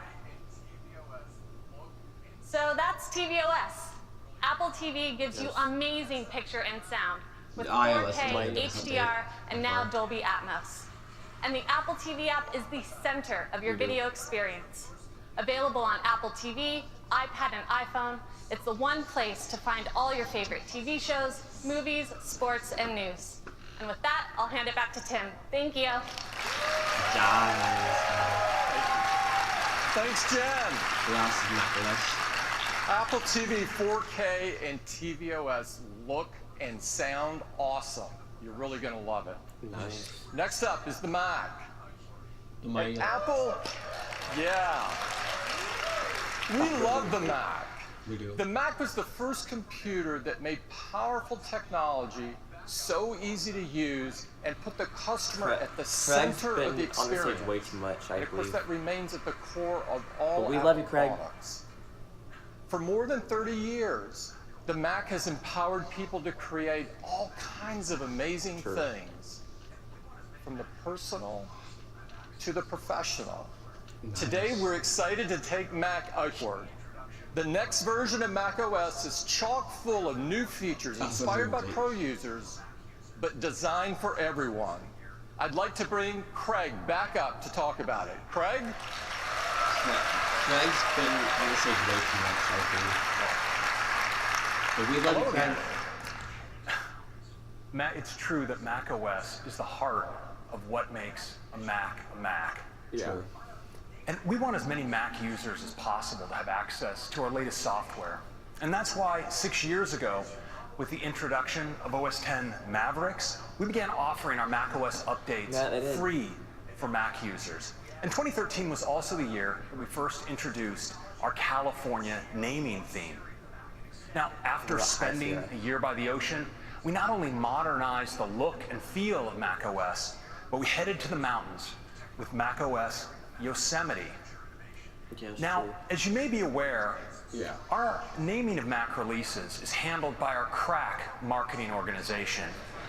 And as you probably noticed, they went on a 4-year mountain-bound bender. In El Capitan, we added Metal, our groundbreaking graphics technology. In Sierra, we brought Siri to the Mac and extended our capabilities and continuity. And last year, with High Sierra, we focused on deep technology, preparing the Mac for future innovation. Well, this year, we've made some striking changes, and we've left the high country for a place entirely different but no less beautiful here still in California. And I'd like to take you there now. Okay. Our next release of macOS is macOS Mojave. I'm sorry, that's funny. Now, Mojave is beautiful during the day, but what really captured our imagination was the beauty of the desert at night. And this inspired one of our most distinctive new features, and I'd like to show it to you now. Okay. So here we are, live in macOS Mojave. I'd like to show you a new side of Mojave. Okay. We call it dark mode. Sorry, I got too about that. I got too happy about that. I'm sorry. Now, as you see, dark mode is not just about the dock or the menu bar. It extends to your Windows Chrome, your sidebar, and even the content of the windows. And it's so great for pros. It makes photographic content absolutely pop off the screen. It's just gorgeous. It's so nice. And this is great not just for photography, but when working on presentations or documents. It's also great doing ordinary things if maybe you're working in a dark environment. You just look at calendar, even mail in dark mode. It's so great. And I think some of us are going to want to run dark mode just because it's so cool. I mean, your emoji look great. Your photos look great. I mean, check out your album art in music or your For You feed in Apple Music. Nice. But I think one audience that's going to especially appreciate dark mode are some of you here in this room, our developers, because Xcode looks fantastic in dark.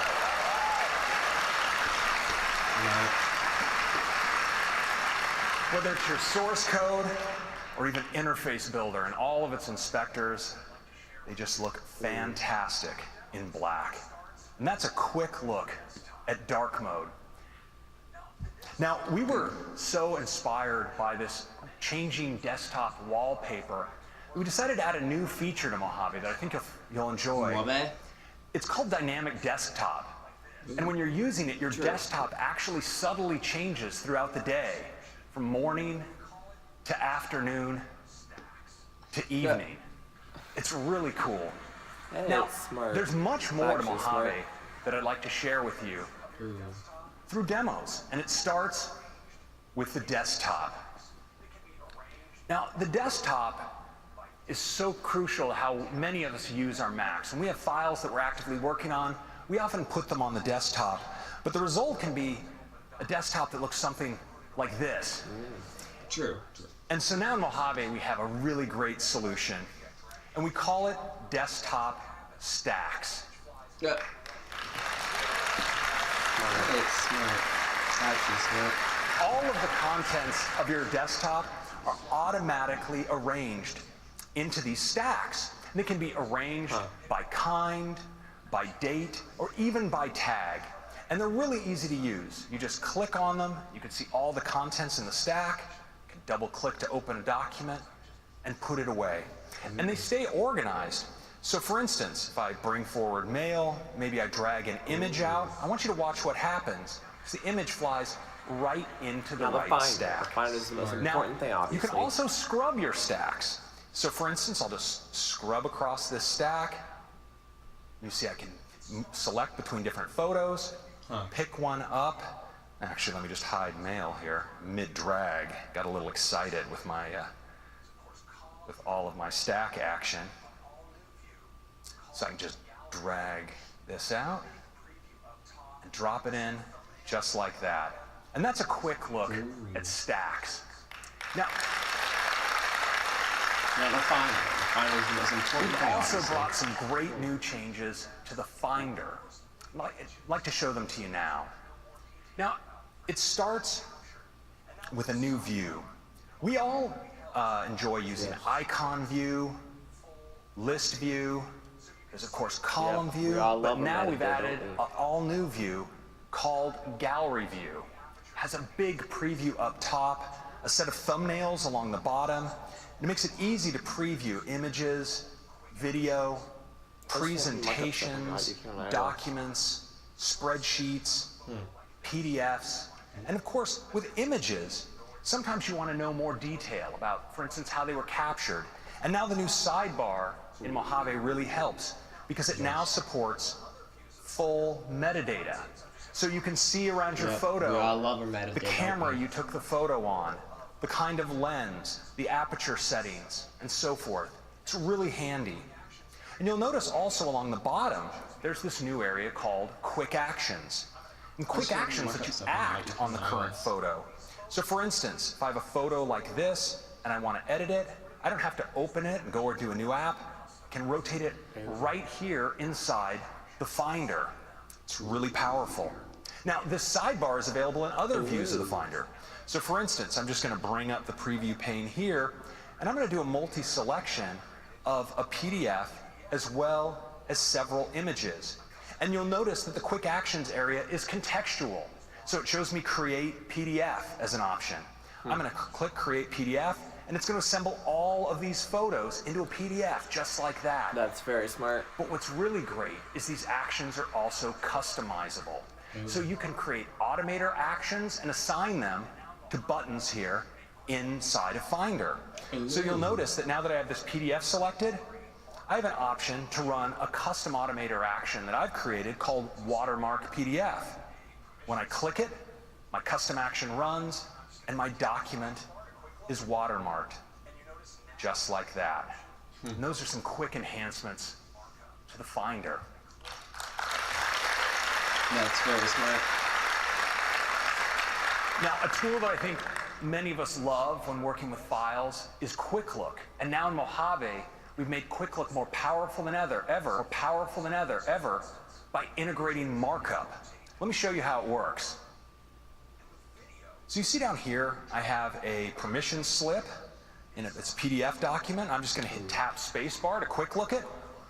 And you notice now I have the option to invoke markup. I click, and now I have access to my markup tools, including my ability to sign this document. I can just drag out my signature like this. It's not now. And I'm done. Now, this works for all kinds of files. So for instance, with images, I can rotate and crop. And with video, I can even trim right here inside of Quick Look. That's a quick look at Quick Look.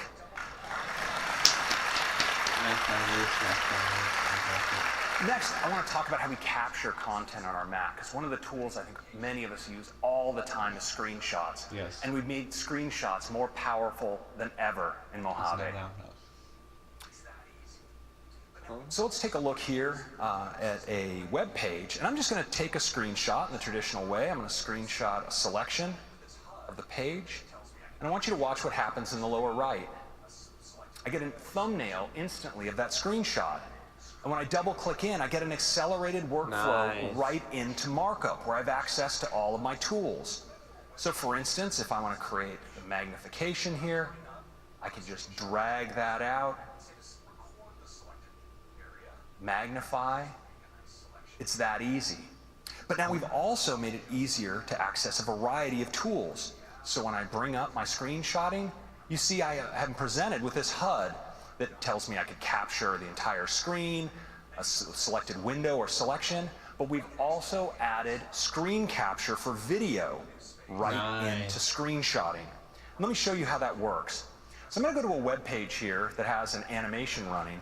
I'm going to bring up my screenshotting tools and say to record the selected area. I'll just make a nice selection here. Okay, and I'm recording just like that. Of course, I can manipulate the app. This will all be reflected in my recording. And when I'm done, I can click the stop button right up here. And now you notice I have this thumbnail in the lower right. Well, I can actually pick this up and drag it into a new space and incorporate it right into a document, just like that. Now, we further enhance the way you capture content, Windows would do that. and that brings me to continuity. So Mac users love continuity for the way it lets us work across our devices with things like AirDrop or the ability to unlock your Mac using your Apple Watch. That's true. When it comes to capturing content, we all walk around with one of the best content capture devices in the world in our pockets, our phones. And so we wanted to take advantage of continuity to bring that to the Mac with a feature we call Continuity Camera. Let me show you how it works. That's funny. So here in my keynote presentation, That's funny. I have a space that's just waiting for a new photo. It is. And then my phone right here. Well, when I select this object, I can choose to take a photo. And I want you to watch what happens when I select this to my phone. It automatically, immediately lights up, ready to take a photo. So I can take one like this. And when I do, I can select Use Photo, and it appears directly in my document. Isn't that cool? That's nice. Very nice. Now, this works as well for scanning documents. So here I have a place where I could use a scan. Once again, I'm going to select from the menu, and this time scan document. Again, my camera lights up, this time right in my document scanner. I just scan like this. I can save it. Okay. And my scan goes immediately in. I think I forgot to push the save button. Sorry about that, everybody. There you go. Appears immediately in my document. Thank you. Nice.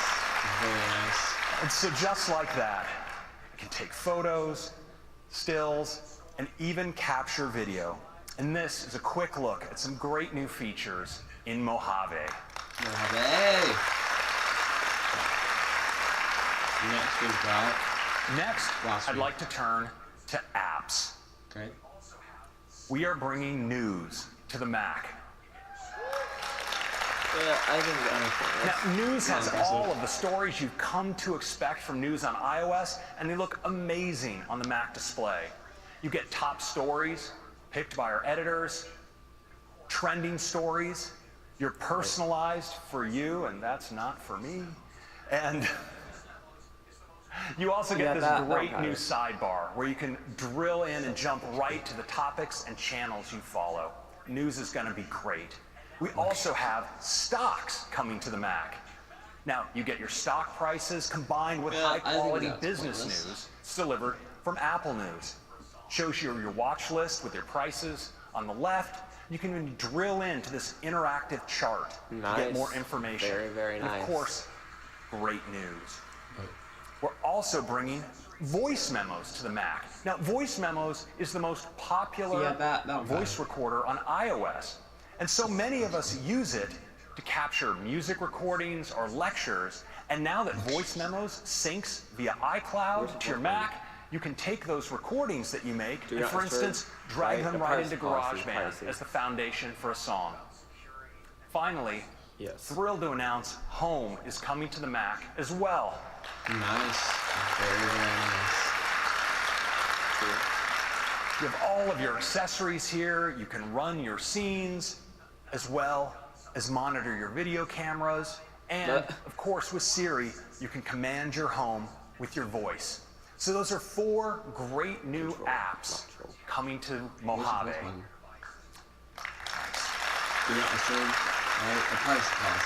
Next, I'd like to talk about security and privacy. Yes. You know, one of the reasons that people choose Apple products is because of our commitment to security and privacy. True. And we believe that your private data should remain private. Now, not because you've done something wrong or that you have something to hide, but because there can be a lot of sensitive data on your devices, and we control of who sees it. Now, to begin, we protect your information on your devices using state-of-the-art hardware and software.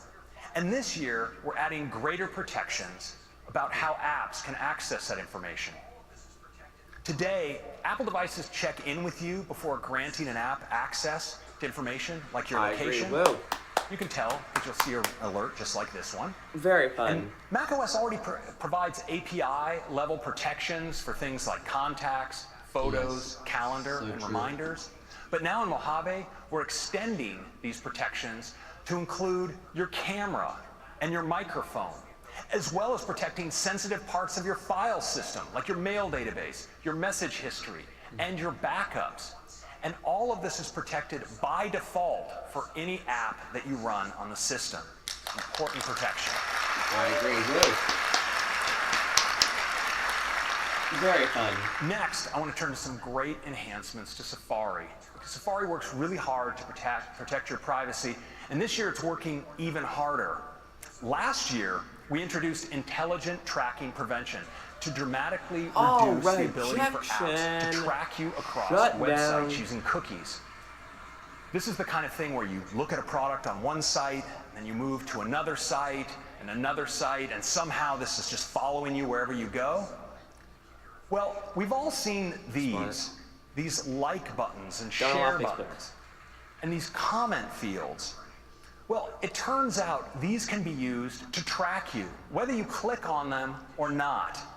And so this year, we are shutting that down. Oh, rejection. Shut down. Now, if you do want to interact with one of these, or one of these apps tries to access that information, you'll get this, and you can decide to keep your information private. Smart. Now, cool. Next, let's talk about fingerprinting. You know, data companies are clever and relentless. And in addition to cookies, they use another method called fingerprinting. And here's how it works. Just like you can be identified by a fingerprint, it turns out that when you browse the web, your device can be identified by a unique set of characteristics, like its configuration, its fonts that you have installed, and the plugins that you might have on the device. Cool. And these data companies can use this set of characteristics to construct a unique fingerprint to track your device from site to site. Silly kid. With Mojave, we're making it much harder for trackers to create a unique fingerprint. That's good. We're presenting web pages with only a simplified system configuration. We show them only built-in fonts. And legacy plugins are no longer supported, so those can't contribute to a fingerprint. And as a result, your Mac will look more like everyone else's Mac, and it will be dramatically more difficult for data companies to uniquely identify your device and track you. Smart. Yeah, he's on the best. So good. Now, we're bringing all of these new protections to Safari on both Mojave and iOS 12. Really? Next, let's talk about the Mac. Let's talk about the Mac App Store. And to do that, I'd like to invite to the stage Ann Ty, our product marketing manager for the App Store. Ann. We love Mac. Enjoy the stage. Last year, we launched a completely redesigned App Store on iOS. Every day, we celebrate apps, games, and developers. We do. We've written more than 4,000 stories for the New Today tab, and hundreds of them have each been read by more than 1 million people. Really? The response has been incredible, and we've learned a lot. We've got a bunch of great new features coming later this year that we'll cover in sessions. This year, we are turning our attention to the Mac App Store. Good. We love Mac. Since it launched in 2011, it's changed the way we download and install software for Mac, making it easy with one click. It's the biggest catalog of Mac apps in the world. It's also a trusted and safe place to download software, and trusting where you get your apps from has become more important than ever. Developers can distribute their apps to 155 countries and get worldwide payment processing, and it offers seamless software updates from one place. This adds up to a great experience for our users. We've spent a lot of time thinking about what people do on their Macs and wanted to create a place organized around those themes. On Mac so we've redesigned an all-new Mac App Store from the ground up, and we're thrilled to show it to you now. It's like it's probably called it. It's got a beautiful UI that should feel familiar, but new, and designed first and foremost to be a great Mac app. Starting with the new Discover tab, where each week you can find in-depth editorial about the best Mac apps, stories, and collections, and see what's most popular with top charts. $30 on Mac for Sims? Here's a story about musician and founder Kareem Morsi. Learn about how he uses his app, DJ Pro 2, and get inspiration for your own set. Very smart. Helpful videos autoplay so you can see what apps are capable of before downloading them. So smart. Visit the all-new Create, Work, Play, and Develop tabs, where you'll find helpful recommendations and expertise around each theme. Here's the Create tab, where you can find apps that bring your artistic ideas to life. These tabs will also help you make the most of apps you might already have, with tips and tutorials even the most expert users will find useful. The Work, Play, and Develop tabs share the same beautiful design, and you can still browse by category on the Categories tab. We've redesigned product pages too, bringing many features over from iOS based on our learnings there. It has more useful information, like video previews, available on the Mac App Store for the first time. An app's rank if it's charting, and if it's been named Editor's Choice. Ratings and reviews are now front and center, important for app discovery. So we're introducing a ratings and review API for Mac apps. Now it'll be easier than ever for people to leave feedback. We're really excited about the all-new Mac App Store. We've talked to some developers already, and they're really excited too. We love you, Craig. You make this so Microsoft, interesting. who will bring Office 365 to the Mac App Store later this year. And Adobe is bringing Lightroom CC. Panic is bringing Transmit. Yes. And Barebones is bringing BB Edit. What are all these companies? And many more great names are coming to the all-new Mac App Store too. We can't wait for you to check out the new Mac App Store. Now I'll hand it back to Craig. We love you, Craig. You make this so interesting. Presentations too. So we think the Mac App Store is going to inspire whole new generations of apps. And so we want to talk about some of the technologies that will be behind some of that next generation. We spoke earlier about ARKit. I want to talk about two more. And let's start with Metal. Now, Metal is the technology to get the highest performance graphics and computation from graphics processors. Metal was designed for modern GPUs. It's incredibly efficient. And that enables amazing console-level games like Fortnite from Epic to run great for the first time on mobile. But Metal also enables these games to scale to take full advantage of modern Macs. In fact, across iOS and the Mac, there are over 1 billion Metal-enabled devices. My device. And we're constantly making Metal better. Yes. To bring the highest GPU performance and reach of all Macs, we've recently added support for external GPUs. Very cool. And this is powered by Metal, and the results are truly mind-boggling. For instance, running a filter in DaVinci Resolve, look at how it scales on the incredibly fast iMac Pro as you add up to 4 eGPUs. Now, the results are even more staggering when you take a 13-inch MacBook Pro and add eGPUs to it, achieving up to 8.5 times speed up. It's pretty awesome. Now, eGPUs also enable Macs to achieve all new levels of performance and realism in 3D rendering and gaming. Now, this beautiful forest you see here, this isn't a video capture.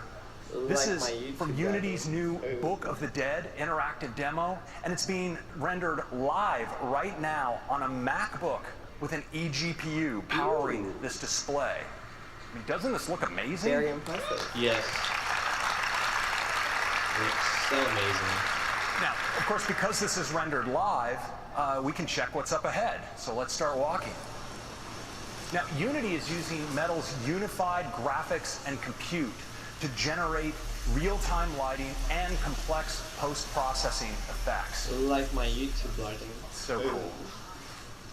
And that's all rendered live on a MacBook running with an eGPU. It's pretty great. Ooh.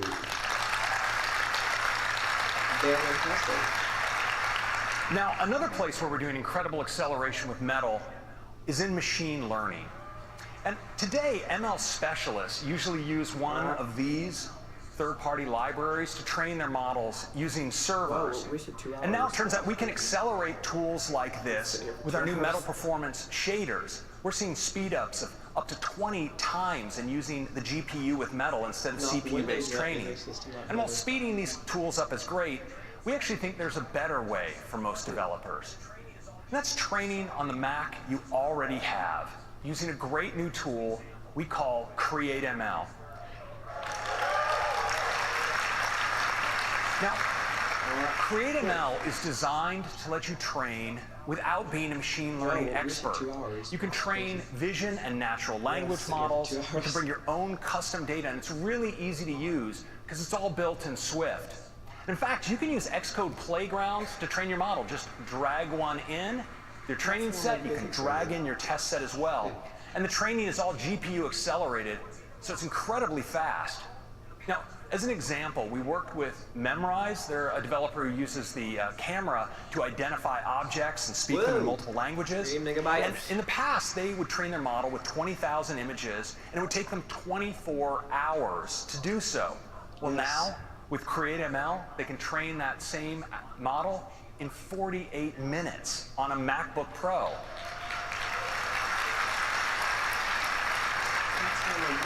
And on an iMac Pro, it's just 18 minutes. And what's even more incredible is that model, in the past for them, was 90 megabytes, and now it's just 3 megabytes. It's a huge difference. Whoa, 3 megabytes.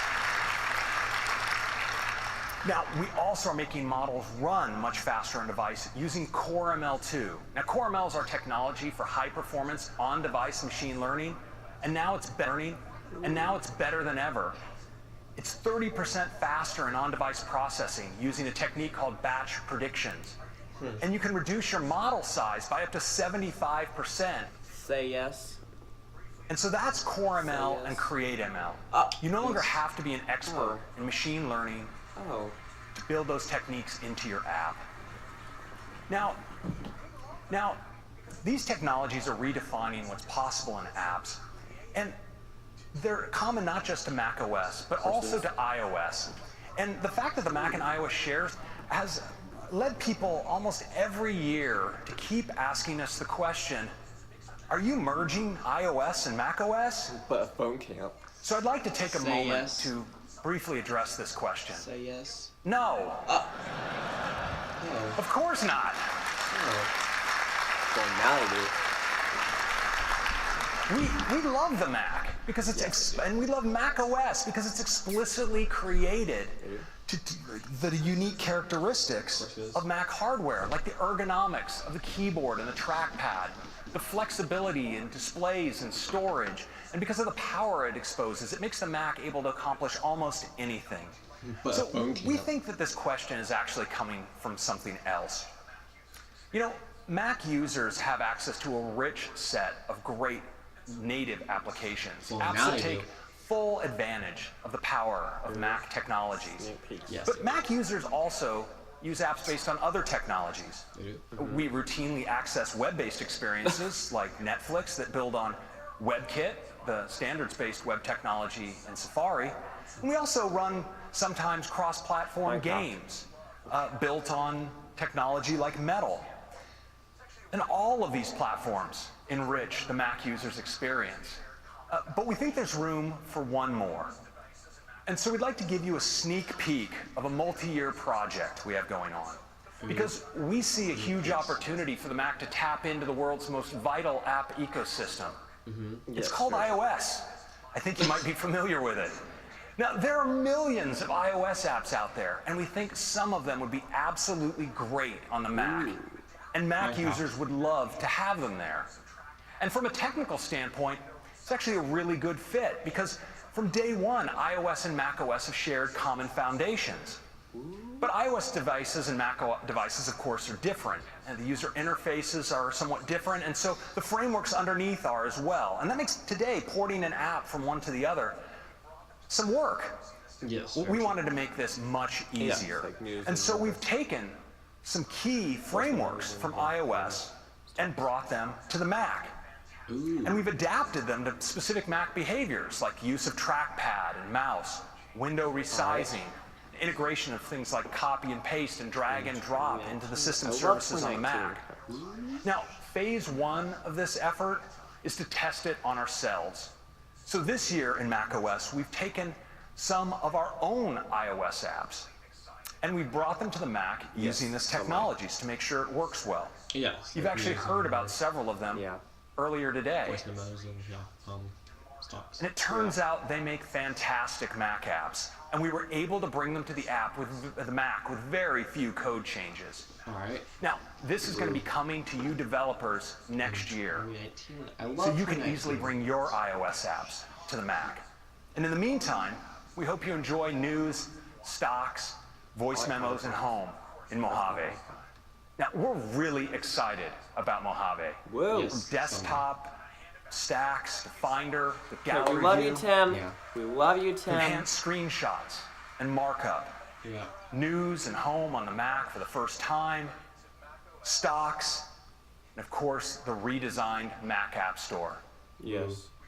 And of course, there's even more. Like APFS now supports Fusion and hard drives. And Safari tabs can now have favicons if you want them there. And, of course, group FaceTime. So that's macOS Mojave. Whoa. I hope you like it. I'm going to hand it back to Tim. Thank you so much. Hey, we love you, Tim. We love you, Tim. Thank you, Craig. What a huge update to macOS. 2 hours and 6 minutes we've been here. And what an extraordinary morning. Yes. We got started with iOS 12 with all new capabilities, including taking AR further than ever before. Get out of here. Bringing Siri to any app with Siri shortcuts and screen time. And cool new communication features like Memoji and group FaceTime. And WatchOS, now with walkie-talkie, activity competitions, new workouts, new Siri capabilities, and so much more. So you're somewhere And Apple TV 4K, now with Dolby Atmos, some great new partnerships. Whoa! And the ease of zero sign-on. Whoa! And you're going to really love those new aerial screensavers. Yes. And macOS Mojave with all new dark mode, great updates to desktop and Finder, enhanced privacy and security, and a completely redesigned Mac App Store. The updates will be available to our users this fall, and there will be developer betas for each of them after the keynote this morning. Whoa! Whoa! Now, before we close, Grandma, we wanted to celebrate you and the amazing work that you do. Yes, thank you. So we went out and talked to some of the most important people in your lives, the ones that know you the best. Your parents. And we made a short video, and I'd love to run it for you love now. your brother. Your parents, right? You know, I'm gonna get that developer beta right now. I don't have any idea at all how to create an app. I don't understand any of it. Thank you. Ask me another question. My son is a developer at Robinhood. My daughter Jyoti is a Wwdc 2018 scholarship winner. My brother started and founded Yelp. Oh yeah. Love your brother. Splitter critters. Hi. Homer, you can look at her. My brother Derek created the app, Refugees and Immigrants, the creative. The collective. Why did I say the creative? We love you, Christopher. At Christmas time, when most kids maybe would want skis or something, he wanted computer books. He stayed in his bedroom making games while the other kids were outside playing. When she's really doing the coding, almost always we have to tell my daughter to stop. But then my daughter would be like, stop coding. Just give me another 10 minutes. You know, I want to get this solved first. When I watch him code, his eyes move in a weird way, and he's like totally focused. Even when my friends are over, I'd say, well, look at Christopher. Look at him. We love you, Christopher. When he first came to us with the idea, we were like, okay, good luck. You guys love Jeremy. He started off in his small little one-bedroom apartment with next to nothing and sacrificed eating a burger and just have ramen just so that he could, and I'm like, just buy the burger. And he's like, no, that's $3 that I could put towards the app. Jeremy went out to build the first version of Yelp, and it was a total bust. Total failure. She tried really hard on a couple different titles, and you've never heard of them. And, you know, that's a really rough feeling. That was definitely a low point for Jeremy, because it was like, hey, we got to retool and try again. You guys love What Jeremy. Jeremy did notice in the data was that people loved writing comments. And that was really the genesis of the second version of Yelp, which worked. You have to be really okay with waking up to failure. And then at the end of a whole bunch of failures is something that's great. Tessa didn't really think, I want to make an app. Tessa found a problem of food waste, which you could use the app to help to solve. Emma's grandma was diagnosed with Alzheimer's. She even forgot my daughter's birthday. So Emma tried to search for an app that would help, but she couldn't find it. So she said, you know, why don't we just do it ourselves? My husband was a diabetic. That inspired Jeffrey to do something about diabetes. And it's an answer to a lot of people's prayers. Jesse won the iPhone Game of the Year. I couldn't believe that he made it. I mean, to me, it was remarkable. She pulled out her cell phone, and I saw his app on her phone, and I was like, trying not to look. For my life, it's not just creating, it's really wanting to be a part of something big. The one lesson that I learned from Jeremy every day is just that determination, tenacity, the focus. He foresaw the impact that the iPhone was going to have. And he bet everything on getting an app for it. And I think that it was one of the most important things that Yelp did. I think he's made a big difference, and so do thousands of other people. She wants to not just learn, also teach others, and it makes me really proud to see her blossom. And as a parent, no better thing is than when your kids do what they want to do. Because it isn't how much money you've made, it's really what changes you've left behind. And she's hoping to leave a lot of change behind. Yes. Apple copyright